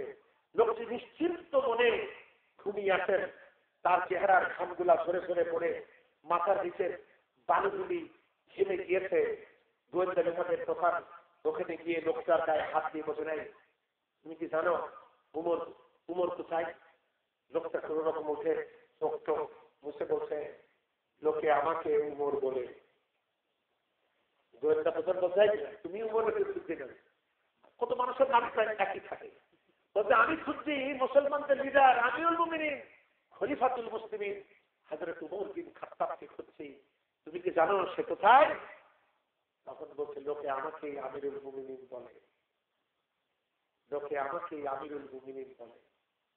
রোমের গোয়েন্দা প্রধান বলছেন আমিরুল মুমিনিন আমি অনেক প্রশ্ন নিয়ে সুদূর রোম থেকে ছুটে এসেছিলাম, আমি আর কোনো প্রশ্ন করব না, আমার সমস্ত প্রশ্নের জবাব হয়ে গিয়েছে। আসলে আপনি গোটা দেশের মানুষের হক, জাতি ধর্ম বর্ণ নির্বিশেষে প্রতিটি মানুষের অধিকার আপনি এমন ভাবে আদায় করেছেন যে গোটা দেশের ভিতরে আপনার কোনো শত্রু হয় নাই। আজকে গোটা দেশবাসী আপনার পাহারাদার। তাই সামান্য একটা উট খুঁজতে এসে আপনি কোন বডিগার্ড ছাড়া, দেহরক্ষী ছাড়া নিশ্চিন্ত মনে উটটা ধরে বেঁধে রেখে আপনি এইভাবে আরামে ঘুমাচ্ছেন। আমি সব বুঝতে পেরেছি, আপনি আজকে আল্লাহর ভয়েতে গোটা দেশ ও জাতির অধিকার আদায় করেছেন। বলেন সুবহানাল্লাহ। এজন্য রাজনৈতিক ময়দানে শান্তি পেতে হলে এই রাজনীতি হবে আল্লাহ, ঠিক কিনা বলুন? কর্ম যার যার যে ব্যাপারে করুন, কিন্তু রাজনীতি হবে, শাসন হবে আল্লাহ। তাহলে কি হবে দেখুন, চুরি যদি বন্ধ হয়, ইসলাম কিন্তু চোরকে ধরতে আসে না, ইসলাম এসেছে চুরি বন্ধ করতে, ঠিক কিনা বলেন? ইসলাম কোন সন্ত্রাসীকে ধরতে আসে নাই, ইসলাম এসেছে মানব জাতির অধিকার দেওয়ার মাধ্যমে সন্ত্রাস জঙ্গিবাদকে নির্মূল করার জন্য। আলহামদুলিল্লাহ। পেটে থাকলে কিসের দুঃখে একজন মানুষ চুরি করবে? কি প্রয়োজন? ইসলাম তো খামাখা চোরের হাত কাটতে আসে না। মদিনায় যখন দুর্ভিক্ষ দেখা দিল, হযরত ওমর তখন গভর্নরদেরকে ডেকে বললেন শোনো, পেটের জ্বালাই করে যদি কেউ চুরি করে হাত কাটবে না। বলেন সুবহানাল্লাহ। ইসলাম পেটে দেয়, তারপরে পিঠে, কিনা বলেন? বন্ধুগণ, এজন্য এই শাসন যদি প্রতিষ্ঠিত হয়, প্রতিটি মানুষ কেমন হতে পারে? হযরত আবু বকরের ইন্তেকালের আগে হযরত আবু বকর ছেলের মাধ্যমে দ্বিতীয় খলিফা উমরের কাছে টাকা পয়সা পাঠালেন, এইভাবে বলছেন খলিফাকে বলো আমি তো এখন মৃত্যু শয্যায়। আবু বকর বেঁচে থেকেই দ্বিতীয় খলিফা ঠিক করে গিয়েছিলেন। তিনি বললেন, আমি এই 2 বছরে বেতন হিসাবে রাষ্ট্রের কোষাগার থেকে যা নিয়েছি তার বিনিময়ে আমি অমুক বাগানটা রাষ্ট্রকে দিয়ে গেলাম। বলেন সুবহানাল্লাহ। হযরত ওমর এই কথা শুনে কাঁদতে লাগলো যে আবু বকর আমার উপরে অনেক বেশি কঠিন দায়িত্ব চাপিয়ে গেল। এইভাবে রাষ্ট্রের মালামাল তারা প্রস্তুত করতেন না, কারণ তারা জানতো কেউ না দেখুক আল্লাহ আমাকে দেখছেন। আপনি চিন্তা করুন, তাদের ভিতরে মানুষের বাক স্বাধীনতা, মানুষের কথা বলা, মানুষ তাদেরকে যেখানে সেখানে কথা বলতে পারত। যেহেতু মদিনার সব থেকে বড় মসজিদের ইমাম ছিল তাদের খলিফা উমর, আবু বকর, উসমান, আলী, ঠিক কিনা বলেন? তারাই তো, কারণ সেজন্য দৈনিক জনগণ তাকে 5 বারই একেবারে তাদের খলিফাকে নিকটে পাইত। এজন্য তারা যখন যে সমস্যা সরাসরি তারা সেই প্রশ্ন করতে পারত। কিন্তু আজকে যারা প্রধান তাদের কাছাকাছি জনগণ হতে পারে। আপনি যারে ধরে আপনার কথা পৌঁছাবেন সে বিনিয়ে আপনার কাছ থেকে টাকা 2-3 লাখ খাইয়ে তারপরেও ঠিক মতো পৌঁছাবেন। কত সমস্যা আপনি চিন্তা করেন, আপনি নির্ভর করবেন কার কাছে? তারা মানুষের কথাগুলি শুনত। কি অবস্থা! হযরত ওমর পথ দিয়ে যাচ্ছেন, এক বুড়ি বলছে উমর দাঁড়াও। উমর নীরবে দাঁড়িয়ে গেলেন। বুড়ি এবার বলছে, তুমি তো সেই দুষ্টু ছেলে উমর, তাই না? তোমাকে আমি দেখেছি তোমার যৌবনকালে ওই মেলায় গিয়ে যথেষ্ট পাগড়ামি করতে। আজকে লোকেরা তোমাকে আমিরুল মুমিনিন বলে।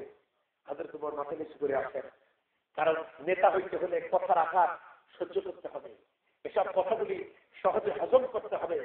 তখন সাথে যে লোকেরা আছে, সেক্রেটারি আছে, বিদেশি প্রতিনিধিরা আছে, তারা বিরক্ত হচ্ছে এই মহিলা এইভাবে গুরুত্বপূর্ণ জায়গায় এইভাবে খলিফাকে দাঁড় করিয়ে রাখতে কি সমস্যা। এক পর্যায়ে সেক্রেটারি বুড়িকে ধমক দিল, এই বুড়ি তুমি আর কাজ পাওনি, রাস্তার উপরে এভাবে তাকে তুমি দাঁড় করিয়ে এইসব কথা শোনাচ্ছ। হযরত ওমর সেক্রেটারিকে থামালেন, বলতে তাকে বলতে দাও, তুমি কি জানো ইনি কে? বলছে না তো। বলছে এই মহিলা যদি আমাকে শুধু সারাদিনও যদি দাঁড় করিয়ে রাখে আমি সারাদিনই দাঁড়িয়ে এবং শুধু নামাজের ওয়াক্ত হলে বিনয়ের সাথে বলবো মসজিদ থেকে নামাজটা পড়ে আসি, তাছাড়া আমি দাঁড়িয়েই থাকবো। এই মহিলাকে তুমি জানো?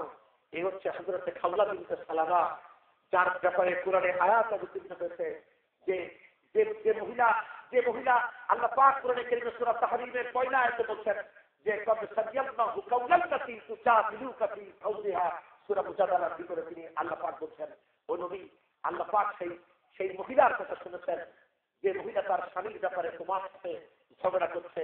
আল্লাহ আকাশের উপরে আরশে আজিমে বসে শুনেছেন। আমি উমর কি ওই মহিলার কথা না শুনে পারি? বলেন সুবহানাল্লাহ। কত বড় কথা! তখন পর্দা প্রথা ছিল বেশি, মেয়েরা বেপর্দা, মেয়েরা সহজে পাওয়া যাইতো না। মেয়েরা যখন পর্দা প্রথা সমাজে প্রচলন হয় তখন মেয়েদের দাম বাড়ে না? মেয়েরা তখন সহজ না, মেয়েদের মূল্য। এদিকে মুসলমানরা পুঁজিপতি না, তারা দান খরচ করে, তাদেরও টাকা পয়সা কম, কিন্তু মহিলার দাম বেড়ে গেল। মহিলারা বলছে এত অল্প টাকা মহারণায় আমরা বিয়ে করতাম না। চিন্তা করুন, মহারণে এত অল্প দিনে বিয়ে করতাম না। পুরুষ লোকেরা যুদ্ধ বিগ্রহ নানা কাজে ব্যস্ত, আল্লাহ বিল এত টাকা তারা পাবে কোথায়? হযরত ওমর চিন্তায় পড়লেন। তিনি এবার একটা মসজিদে শুরার বৈঠক রাখলেন, সেখানে মহিলা সদস্য ছিল। তিনি বক্তব্য বলছেন, নারীরা তোমরা মহারণা একটু কম করে নিও, তোমরা মহারণা কম করে নাও। এক মহিলা দাঁড়িয়ে বলছে, আমিরুল মুমিনিন, এই দেশে আপনার আইন চলে না আল্লাহর আইন চলে? বলছে কেন আল্লাহর আইন চলে? বলছে তাহলে আপনি পড়েন নাই কোরআনে আল্লাহ বলছেন তোমরা যদি স্ত্রীদেরকে পাহাড় পরিমাণ সম্পদ দাও তবে কণা মাত্র ফেরত নিও না। এই পাহাড়টা কত বড় হবে? এটা কি হিমালয় পাহাড়ের মতো হবে না কি হবে? এটা তো আল্লাহ সীমানা টেনে দেন নাই, আপনি সীমা টানার কে? সঙ্গে সঙ্গে হযরত ওমর বলছেন, মহিলা তুমি ঠিক বলেছো, উমর ভুল করেছে। তিনি তার কথা প্রত্যাহার করলেন। বলেন সুবহানাল্লাহ। একটা মহিলার কথাকেও কত গুরুত্ব দিয়েছেন খলিফাতুল মুসলিমিন, আমিরুল মুমিনিন। এটাই হচ্ছে রাজনীতি। আল্লাহর হলে এমনটা হয়। রাজনীতি আল্লাহ, আর রাজনীতি যখন হবে নফসে, রাজনীতি হবে আমার বিদেশি প্রভুদের, তখন তো আমি যা কিছু তাই করবো, জনগণ কথা বলতে পারবে না। এক একটা মসজিদে টিয়ার দেওয়া হয়, কাবিকা দেওয়া হয়, জনগণ চাইতে গিয়ে বুঝতে পারে যে দাম 20,000, টিয়া হলো 5,000, ওই টাকা নিয়ে খুশি থাকো, না নিলে ওইটাও আমি নিয়ে নেবো। এরকম হচ্ছে না বন্ধুগণ? অত সহজ না, কারণ আল্লাহ তো নাই, আল্লাহ তো মসজিদে, আল্লাহ মসজিদের বাইরে নয়। উপজেলায় নাই, সংসদে নাই, রাস্তাঘাটে আল্লাহ নাই, আল্লাহ সব মসজিদে বন্দী। ওখানে গিয়ে উজু করে যত পারি ভালো কাজ করবো, কিন্তু মসজিদের বাইরে আল্লাহর উপরে 144 ধারা জারি যে এখানে আমি যা খুশি তাই করবো, আল্লাহ তুমি রাসূল আর আল্লাহ মানবারি করবা না। ওইটা শুধু যাই ক্ষমা চাই না, হুজুররাও দোয়া টোয়া করে আমাদের মাফের একটা ব্যবস্থা করে দেবে। সুতরাং আল্লাহর তো ক্ষমা করা তার উপায় নাই, কোনো ভয় নেই। বন্ধুগণ, এই জন্য রাজনীতিতে যদি আল্লাহর অধিকারকে রাখতাম তাহলে আজকে এই দুনিয়া শান্তির স্বর্গ হতে পারত, ঠিক কিনা বলুন? বন্ধুগণ, কত সুন্দর করে তারা চলতো। আজকে মামলা মোকদ্দমা অবিচার এসবে গোটা এলাকা ভরপুর, তাই না? ইমানদারেরা ঠিক মতো থাকতে পারে না, এই কথা বলাও আবার বিপদ, এই কথা বলাও বিপদ না। বন্ধুগণ, কোনো উপায় নাই। কি মারাত্মক অবস্থা! হযরত আবু বকর ক্ষমতায় এসে ইসলামী রাষ্ট্রের প্রধান বিচারপতি বানালেন হযরত উমরকে। হযরত আবু বকর প্রথম খলিফা, প্রধান বিচারপতি হযরত উমর। 1 বছর পর হযরত উমর রিপোর্ট করছেন, আমিরুল মুমিনিন এই চাকরি আমি আর করতাম না। কেন, কি হয়েছে? বলতে 1 বছর রাষ্ট্রের প্রধান বিচারপতি হলাম, 2টি মানুষ পেলাম না যারা আমার দরবারে মামলা দায়ের করবে। কেন? একটা বাদী বিবাদী কেউ নাই, কেন এমন হলো? হযরত উমর বলছেন এই জাতির আদর্শ হলো আদ-দীনুন নাসিহা, পরস্পর পরস্পরের কল্যাণ কামনা করে, কেউ কারো কল্যাণ কামনা করে না। এই মানুষেরা পরস্পর পরস্পরের কি কামনা করে? কল্যাণ। কেউ কারো কল্যাণ কামনা করে না। এদের এক ভাই যখন অসুস্থ হয় 10 জন তার সেবা করার জন্য ছুটে আসে। কত হক, প্রতিবেশীর হক, আত্মীয় স্বজনের হক, বন্ধুত্বের হক, এরপরে বড় ছোটর হক, গরিব মানুষের হক, কত হক দিয়ে গোটা জাতি একে অপরের সেবা করে। এরা যখন জমিন চাষ করে, অন্যের জমির আইলের সীমানায় গেলে এদের লাঙলের মাথা খারাপ হয় না, লাঙলটা ব্যাক গিয়ারে আসে। এদের যদি কারো যানবাহন, কোনো ঘোড়া কিংবা উটের প্রয়োজন হয়, 10 ভাই এসে বলে তুই আমার টানে, তুই আমার টানে। পরকালে প্রত্যেকের চিন্তা, পরকালে আমার কি লাভ, ঠিক কিনা বলে? হযরত উমর বলছেন, খলিফা, হে রাসূলের খলিফা আবু বকর, আপনি বলেন কোন দুঃখে এই মানুষগুলি এরা যখন এত ভালোবাসে পরস্পর পরস্পরকে, এরা কেন একে অপরের বিরুদ্ধে মামলা দায়ের করবে? কত শান্তি তাদের ছিল।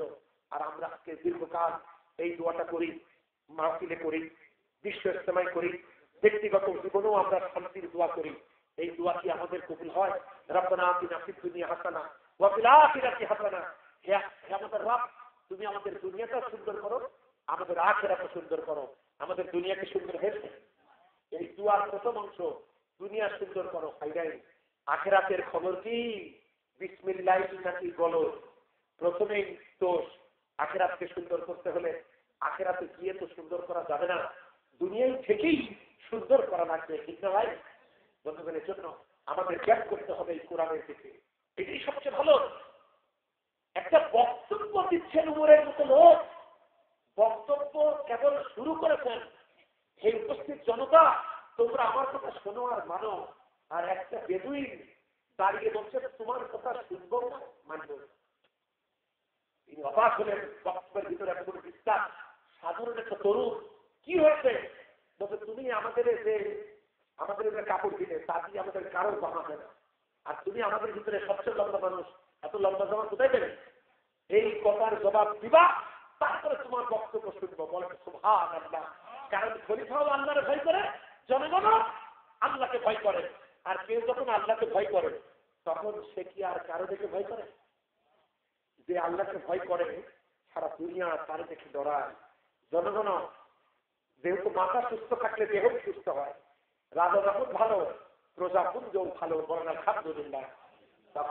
তখন তার এই কথা শোনার পর উমরের ছেলে বলছে, ভাই আপনি যদি বলেন আমি জবাবটা দেব আমার বাপের পক্ষ থেকে, তো তাই দাও। তখন বলছে, ভাই আমার বাপও জনগণ হিসেবে 1 টুকরা কাপড় পাইছিল, আমিও 1 টুকরা পাইছি।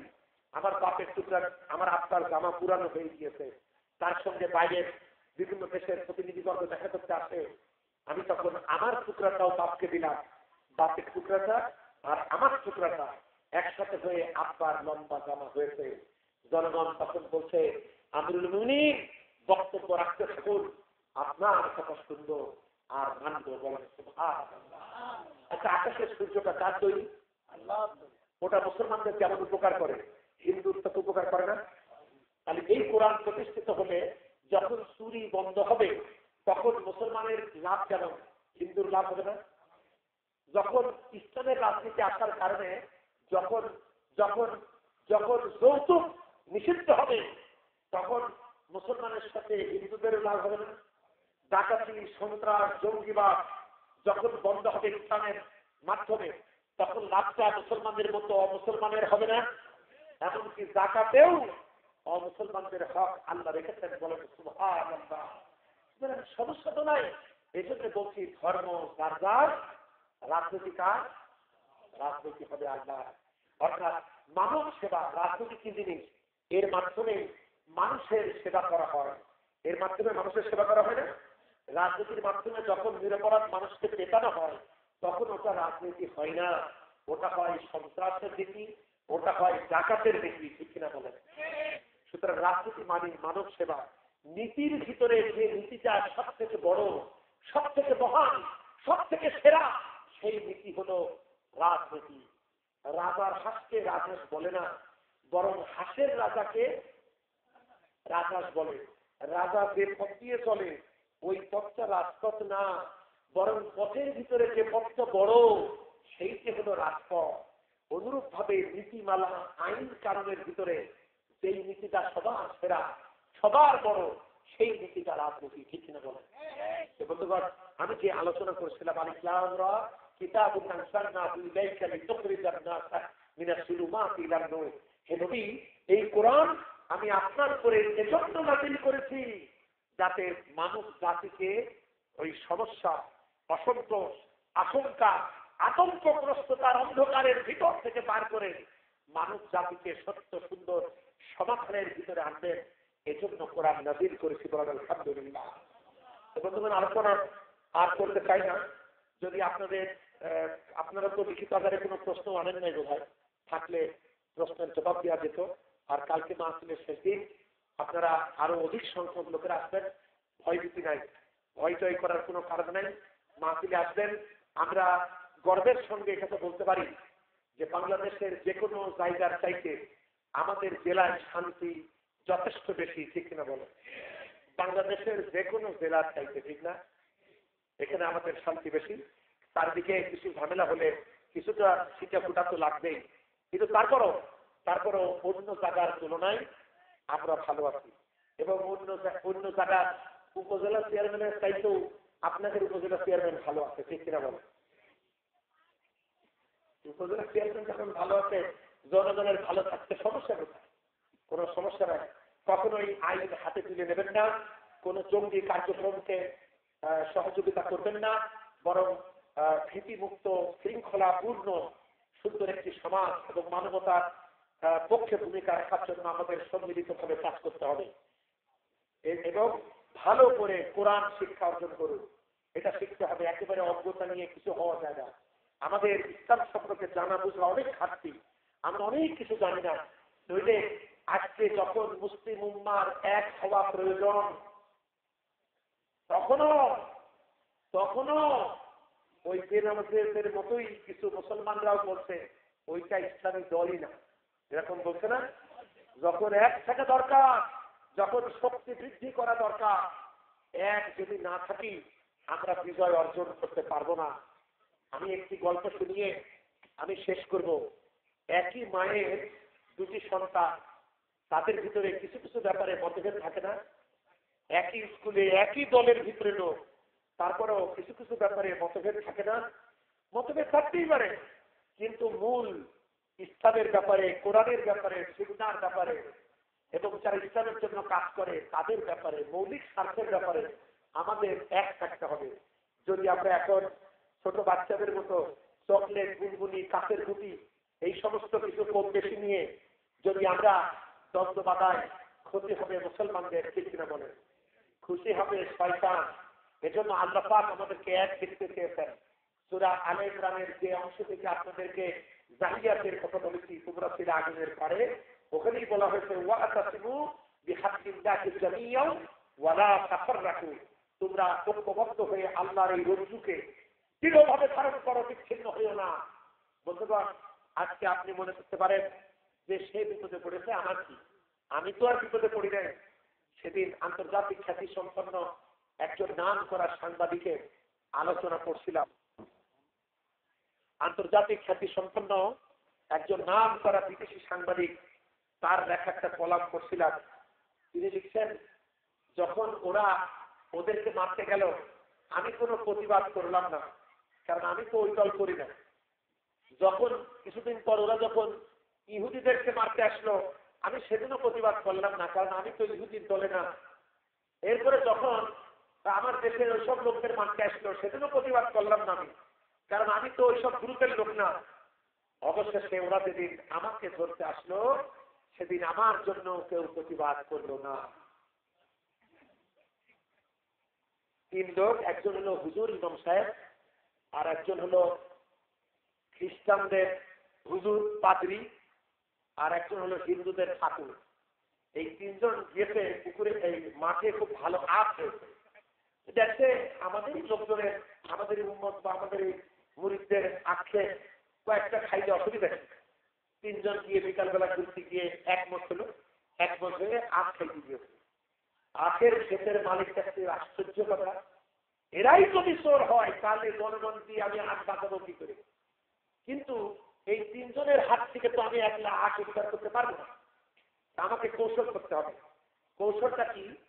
যে এই তিন চরিত এক, যদিও সে মৌলবী, যদিও সে পাদ্রী, যদিও সে ঠাকুর, কিন্তু আখ চুরির ব্যাপারে ওরা তো একমত, ঠিক না?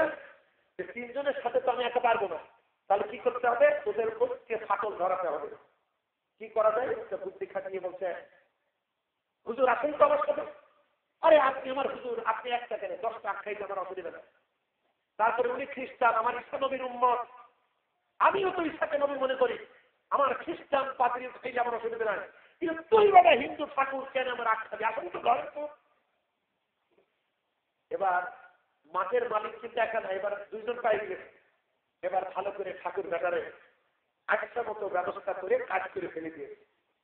এরপরে বলছে, বেটা খ্রিস্টান নাসারা, ইনি আমার হুজুর, দরকার হলে তার বাড়ি আমি আখ পৌঁছে দেবো, সে খাতেই পারে। তুই বেটা খ্রিস্টান নাসারা, তুই আমার আখ খাবি কেন? হুজুর তো বলবে, হুজুর দেখে চাইছে। হুজুর খুব খুশি যে আমার এত সম্মান দিল, হুজুর ভালো করে ধরে এবার খ্রিস্টানের শেষ করলো। এইবার মাতালা হুজুরের তাই ধরে বলছে, এই বেটা হুজুর, বড় বড় কথা বলো আর আখ চুরি করতে এসো। আজকে ওরে মারতে দিলে যাদের ভালো লাগে তাদের একটু চিন্তা ভাবনা করার যথেষ্ট দরকার আছে, ঠিক কিনা বলেন? এক ঠাকুর, সত্য সুন্দর ইসলামের পক্ষে এক হন এবং আল্লাহর কাছে ফরিয়াদ করুন, আল্লাহ পাক যেন এই সমাজে কোরআনের রাজকে প্রতিষ্ঠিত করেন। আল্লাহ কবুল করুন, আমরা বলি আমিন। সম্মানিত ভাইরা, সম্মানিত ভাইরা এবং আমার মা বোনেরা, বিষয় হলো এই মাহফিল আজকে মাইকটা কিন্তু ভালো না, মাইকটা সুন্দর করতে হবে। আমি আমার কষ্ট হয়েছে, আমার ইচ্ছা ছিল গত বছর কি তার আগের বার 10 মিনিট কথা বলে চলে গেছিলাম। আমার ইচ্ছা ছিল শান্তি করে একটু ওয়াজ করবো, কিন্তু আমি সেভাবে পারি নাই, যে জন্য কথা বলার মতোই বলেছি, মাইকটা কথা টানে নাই। অন্তত আব্দুল মমিন স্বপনের টাকার অভাব নাই, সে আল্লাহর মেহেরবানি টাকা পাঠিয়েছে। এরপরে মাহফিল কমিটিও মাহফিল ভালো করার জন্য চেষ্টা নিয়েছে, কিন্তু দুর্ভাগ্য যে মাইকেলা কেন ফাঁকি দিল আমি জানি না। অথচ এই ছেলেটা আমার মাহফিলের আগে সবটাই ভালো হয়েছে, কিন্তু কেন যে আজকে এরা ফাঁকি দিল, ইতিমধ্যে আমার যারা দেখতে পারে না তাদের দলে যোগ দিচ্ছে কিনা জানে না, যে কারণে এরকম ফাঁকি দিলে। এখন লাগিয়ে হওয়া হাতে জাল দিচ্ছে তুমি, এখন দিয়ে কি করবা? সব তো শেষ করে দিলে। যাইনি, আমি কথা বলতে ছেড়ে। হ্যাঁ, আমি সব জায়গায় আরো বলি যে মাইকেলারা যদি মাহফিল কমিটির টাকা কম দেয় তাহলে আমাকে আস্তে করে বলবা যে আমার এত টাকা কম যাচ্ছে, আমি দরকার হলে মাহফিল থেকে টাকা তুলে তোমার টাকা দেবো। কিন্তু এরপরও তারা ফাঁকি দেয়, এইটা একটু ভালো সাউন্ড হচ্ছে। কিন্তু আমাকে এতখানি কষ্ট করতে হলো, কারণ এই পরিস্থিতিগত কারণে মোটামুটি 15 দিন কোনো ওয়াজ করি নাই। এগুলো বাইরে মাহফিল থাকলেও সব প্রোগ্রামগুলো বাতিল করে চলে এসেছি। নিজে সবসময় টেনশনে থাকতে হয়, পরিস্থিতি ভালো না, যে এই বেটা গাড়ি চড়ে বেড়াবে, আশপাশে সব এখন গ্রেফতার, এই বেটা এমন কেন, এরকম বহু ষড়যন্ত্র ভিতর থেকেই করছে। তারপরে কোন রকম কথা বলার মতো করে কথা বলেছি, কিন্তু এটা প্রথম দিকে বোঝা দরকার ছিল, এই কাজটা করে নাই। আর আমার এই মামু এই পুরা উপজেলায় সব থেকে বেশি ওয়াজ শোনে। মামু বলতে এত তাড়াতাড়ি শেষ করে দিলে কেন, শেষ করে দেবো কেন, খেলা তো বুঝতে পারছো না।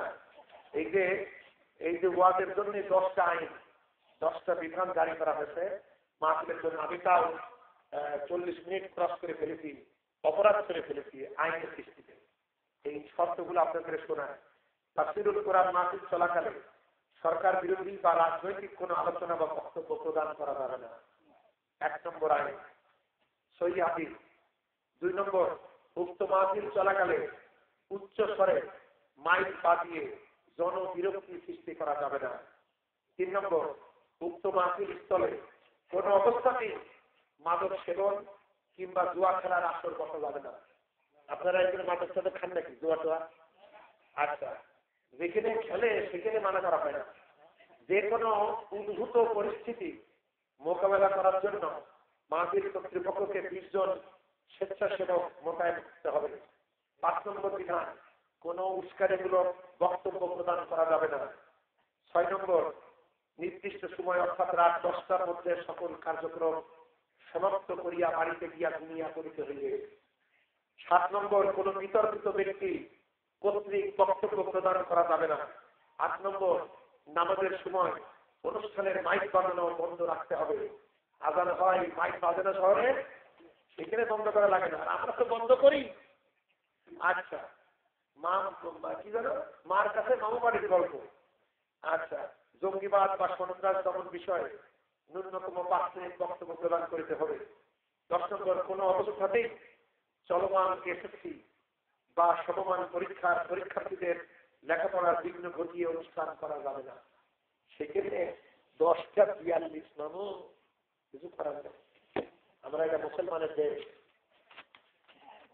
মুসলমানের দেশ।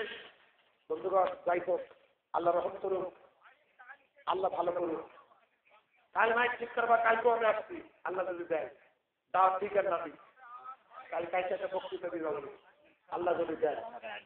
আচ্ছা, কালকে আর ওয়াজ করবো না, কিন্তু আজকে ওয়াজ করার ইচ্ছা ছিল, কিন্তু সে মাইক আমার সাথে পাল্লা দিয়ে আরে বাবা আমার হারিয়ে দিলে। তারপর আপনাদের যথেষ্ট ধন্যবাদ, আপনারা এই নিরস কথাগুলি আপনারা মনোযোগ সহকারে শুনলেন, এজন্য ধন্যবাদ জানাই। কালকের মাহফিলে আগে থেকেই আপনারা প্রস্তুতি নিয়ে আসেন, যেহেতু সরকারি বিধান মানতে হবে, এজন্য বেশি রাত করে মাহফিল করা যাবে না। এজন্য আপনারা যদি এসার সাথে সাথেই আপনারা বসে যান তাহলে ভালো হয়, বক্তা তার মতো নির্ধারিত সময় শেষ করতে পারবে। এই চেষ্টাটা আপনারা নেবেন। আল্লাহ আমিন। ربنا ظلمنا انفسنا وان لم تغفر لنا وترحمنا لنكونن من الخاسرين رب ارحمهما كما ربياني صغيرا رب ارحمهما كما ربياني صغيرا رب العالمين আইনপুর হাফিজিয়া মাদ্রাসার পক্ষ থেকে 15তম বার্ষিক তাফসীরুল কোরআন মাহফিলের আজকের উদ্বোধনী দিনে আমরা কোরআন সুন্নাহর আলোচনা করে তোমার দরবারে দুটি হাত তুলে ধরেছি। রব্বুল আলামিন আমাদের এই সওয়াব শুকর হুজুরে পূর্ণ সাল্লাল্লাহু আলাইহি ওয়াসাল্লামের মুবারক হাদিয়া পৌঁছে দাও। तमाम পৃথিবীর মাটির নিচে যত মুমিন মুমিনাতের হিসাব বিদায় হয়ে গেছেন, আল্লাহ তাদের আলবার পাকে সওয়াব শুকর পৌঁছে দাও। রব্বুল আলামিন আগামীকাল মহিলা সমাবেশ রয়েছে এবং তাফসীরুল কোরআন মাহফিলের শেষ দিন। এই সমাপনী দিনে তুমি আল্লাহ সকল মানুষকে এই মাহফিলের আকর্ষণে উপস্থিত হওয়ার তৌফিক প্রদান করে দাও। রব্বুল আলামিন বয়সের দোষে পরিবেশের দোষে যত গুনাহ হয়েছে আল্লাহ মেহেরবানি করে আমাদেরকে মাফ করে দাও। রব্বুল আলামিন সাইফুল ভাই এবং আব্দুল আলিম যারা দিনের সাথে মেহনত করছেন আল্লাহ তাদের যোগ্যতা বাড়িয়ে দাও। আগামীকাল মনোয়ার হোসেন নূর ইব্রাহিম এর সাথে তাশরীফ আনবেন, আমাদের বোন আফিয়া খাতুন, মর্জিনা খাতুন, তারাও আসবেন। আল্লাহ প্রত্যেকের দিনই যোগ্যতাকে তুমি বাড়িয়ে দাও, তাদের জান্নাতের সবকে তোমার কুদরতি পথ দিয়ে রক্ষা করো। রব্বুল আলামিন যে কথাগুলি হৃদয়ের তাহিদে কষ্ট হলেও বলেছি আল্লাহ এর থেকে আমাদেরকে তুমি হিদায়াত দান করে দাও। আল্লাহ যারা ভুল বোঝে তাদের দিলে তুমি ইমানের নূর তুমি জাগ্রত করে দাও। আল্লাহ এই জেলা উপজেলা প্রশাসন জনপ্রতিনিধি সবার দিকে তুমি তাকওয়া দান করে দাও। আল্লাহ এমপি মহোদয় তিনি অসুস্থ, আল্লাহ তুমি তাকে সুস্থতা দান করে দাও। আল্লাহ আগামীকাল তার জন্মদিন, আল্লাহ তুমি তাকে এই সিদ্ধান্ত নেওয়ার তৌফিক দাও, জন্মদিনের মতো নিষ্পাপ হয়ে মানুষের সেবা কোরআন সুন্নাহর ভিত্তিতে করব, এই অনুভূতি তুমি তাকে দান করে দাও। আল্লাহ তুমি তার সহযোগীদেরকে হেদায়েত দান করে দাও, কোরআন সুন্নাহর পথে চলার তৌফিক দাও। ইসলাম পন্থীদের প্রতি কেউ যেন জালিম না হন, এই তৌফিকটুকু তুমি দান করে দাও। রব্বুল আলামিন যারা কোরআনের কথা বলেন, ইসলামের কাজ করেন, তাদের জান্নাত ঈশ্বরকে তোমার কুদরতি পর্দা দিয়ে হেফাজত করো। রব্বুল আলামিন যারা বসলো, তুমি তাদের একমাত্র সহায়, তাদের সম্মানজনক মুক্তির ব্যবস্থা করোনা তুমি দান করে দাও। রব্বুল আলামিন জালিমদেরকে তুমি সামলাও। ওয়াকার আল্লাহ ওয়াল্লাহু খায়রুল মাকিরিন। রব্বুল আলামিন আলেম ওলামাদের মর্যাদা এই জাতির কলিজায় তুমি সুপ্রতিষ্ঠিত করে দাও। আমার মা বোনদেরকে জামানা আয়েশা, খাদিজা, ফাতিমা হওয়ার তৌফিক দান করে দাও। স্বামী সংসার সন্তান নিয়ে সুখে শান্তিতে বাস করার তৌফিক দাও। আল্লাহ যারা বেনামাজি তাদেরকে নামাজি হওয়ার তৌফিক দাও। রব্বুল আলামিন আলেম ওলামা ইত্যাদি আন্দোলনের কর্মী নেতা যারাই আছেন, আল্লাহ প্রত্যেককে তুমি প্রত্যেকের মুখাফের তুমি হও, প্রত্যেককে হেফাজতকারী তুমি হও। রব্বুল আলামিন আতঙ্কজনক পরিস্থিতি থেকে আমাদের বাঁচাও। রব্বুল আলামিন কোরআন সুন্নাহ ভিত্তিতে তোমাকে ভয় করে মানব সেবার যে গুরু দায়িত্ব আমাদেরকে দিত, আমরা আঞ্জাম দিতে পারি, তৌফিক দান করে দাও। রব্বুল আলামিন যারা ব্যবসায়ী আছেন তাদের ব্যবসায়ী বরকত দাও। যারা মাঠে ঘাটে কৃষি কাজ করে তাদের কৃষিতে বরকত তুমি দান করে দাও। যারা চাকরি করে তাদেরকে প্রমোশন দাও। হারাম থেকে আমাদের বাঁচাও, হালাল রিজিক তুমি আমাদেরকে 100 দান করে দাও। রব্বুল আলামিন যারা লেখাপড়া করে তাদের ভালোভাবে পড়াশোনা করে পরীক্ষায় উত্তীর্ণ হওয়ার তৌফিক দাও। আল্লাহ যারা শিক্ষিত মানুষ তাদের দিলে তুমি নৈতিকতা জাগ্রত করে দাও। রব্বুল আলামিন ধর্মীয় শিক্ষা প্রতিষ্ঠান হাফিজিয়া মাদ্রাসা কিয়ামত পর্যন্ত প্রতিষ্ঠিত থাকার তৌফিক দান করে দাও। এই মাদ্রাসা শিক্ষক ছাত্রবৃন্দ সবার প্রতি রহম করো। রব্বুল আলামিন আব্দুল মুমিন সকল এই মহল্লার সন্তান, আল্লাহ তরুণ মানুষ তোমার নবীর দেশে থাকে, তার দিলে তুমি ইসলামের জন্য কাজ করার তৌফিক দিয়েছো। রব্বুল আলামিন অনেক স্বপ্ন নিয়ে এই মসজিদটা তিনি নির্মাণে ভূমিকা রাখেন। আল্লাহ এখানে একটি সমৃদ্ধশালী ইসলামী পাঠাগার তিনি করতে চান। আল্লাহ এই মসজিদকে অত্র উপজেলার হেদায়েতের মার্কাজে পরিণত হওয়ার তৌফিক দান করে দাও। এই মসজিদের ইমাম, খতিব, মুয়াজ্জিন সবাইকে তিনি যোগ্যতা দান করে দাও। রব্বুল আলামিন তার ছোট ভাইরা যারা আছেন তারাও খেদমত করেন। আল্লাহ তুমি তাদেরকে ইসলামের জন্য কবুল ও মঞ্জুর করে দাও। রব্বুল আলামিন তাদের টাকা পয়সায় তুমি বরকত দিয়ে দাও। আল্লাহ তাদের দ্বীনের পথে ইসলামের জন্য তারা উদার হয়ে যায়, উদার থাকুক, কোন প্রতিকূলতাকে তারা যেন পরোয়া না করে, এই তৌফিক দান করে দাও। আব্দুল মুমিন সকল তার নবকের প্রতি রহম করো, তার সন্তানদের প্রতি রহম করো, তার প্রতিবেশীদের প্রতি রহম করো, তার জান্নাত ঈশ্বরকে তুমি রক্ষা করো। রব্বুল আলামিন তুমি আমাদের গাছগুলি ভরে বরকতের ফলাদি দাও, মাঠগুলি ভরে বরকতের ফসলাদি দাও, আর আমাদের কলিজা ভরা ঈমান তুমি দান করে দাও। রব্বুল আলামিন তুমি আমাদের দেশের প্রশাসনকে ইসলামের সহযোগী হওয়ার তৌফিক দান করে দাও। এই জেলা ডিসি, এসপি, আল্লাহ ইউনো সাহেবরা যারা আছেন, পুলিশেরা আছেন, তারাও আছেন, বিজেপির সদস্য আছেন, রেলের ভাইরা আছেন, আল্লাহ সবাইকে ইমানি যোগ্যতার সাথে বিবেক সম্মত ভাবে সরকারি দায়িত্ব পালনের তৌফিক দান করে দাও। রব্বুল আলামিন যারা কারাগারে মজলুম তাদের প্রতি রহম করো, তাদের তওবা তুমি কবুল করো, তাদের দোয়া, তাদের ফরিয়াদ তুমি কবুল করো। রব্বুল আলামিন আল্লাহ তুমি আমাদের জান্নাত ঈশ্বরকে তোমার কুদরতি পর্দা দিয়ে রক্ষা করো। দাড়ি পাকা চুল পাকা ভাই বোনেরা যারা এসেছেন, আল্লাহ তাদের বার্ধক্যে কষ্ট থেকে তাদের বাঁচাও। বাকি জিন্দেগি সুস্থতার সাথে তোমার ইবাদত বন্দেগী করার তৌফিক তুমি দান করে দাও। আমরা যারা হাত তুলেছি আমাদের সকলের দিলের জায়েজ আশাটুকু কবুল করে নাও। যারা নিঃসন্তানী তাদের নেক সন্তান দাও, যাদের ঘরে বিবাহযোগ্য মেয়ে আছে সব পাত্রস্থ করার তৌফিক তুমি দান করে দাও। রব্বুল আলামিন সারা বছর আমার ভাইকে পড়তু আমার সঙ্গে যোগাযোগ রাখে, আল্লাহ এই তরুণ ছেলেটাকে ইসলামের জন্য সচেতন ভাবে কাজ করার তৌফিকটুকু দান করে দাও। রব্বুল আলামিন আমাদের জন্য যা কল্যাণ তাই দাও, যা কল্যাণ তা থেকে আমাদের বাঁচা। শিশু কিশোর তরুণ তরুণী আমরা সবাইকে কোরআনের বুঝ অনুযায়ী চলবার তৌফিক দাও। রব্বুল আলামিন প্রতিহিংসা রাজনীতি থেকে এই দেশ ও জাতিকে তুমি মুক্ত করে দাও। রব্বুল আলামিন লক্ষ লক্ষ মসজিদ বুকে ধারণ করে ধন্য বাংলাদেশ, ফজরের আযান শুনে আমরা হালাল রিজিক তালাশে বের হই, আল্লাহ ইশার নামাজের পর ঘুমোতে যাই। রব্বুল আলামিন অসংখ্য মুক্তিযোদ্ধারা তাদের রক্ত পড়েছে এই জমিনে, অসংখ্য তোমার ওলিয়া উলিয়ারা হাজী সাহেবরা ইমানকে দুনিয়াতে রব্বুল আলামিন অন্তত কোরআনের বিধান দ্বারা এই দেশ জাতি পরিচালিত হোক, এই তৌফিকটুকু দান করে দাও।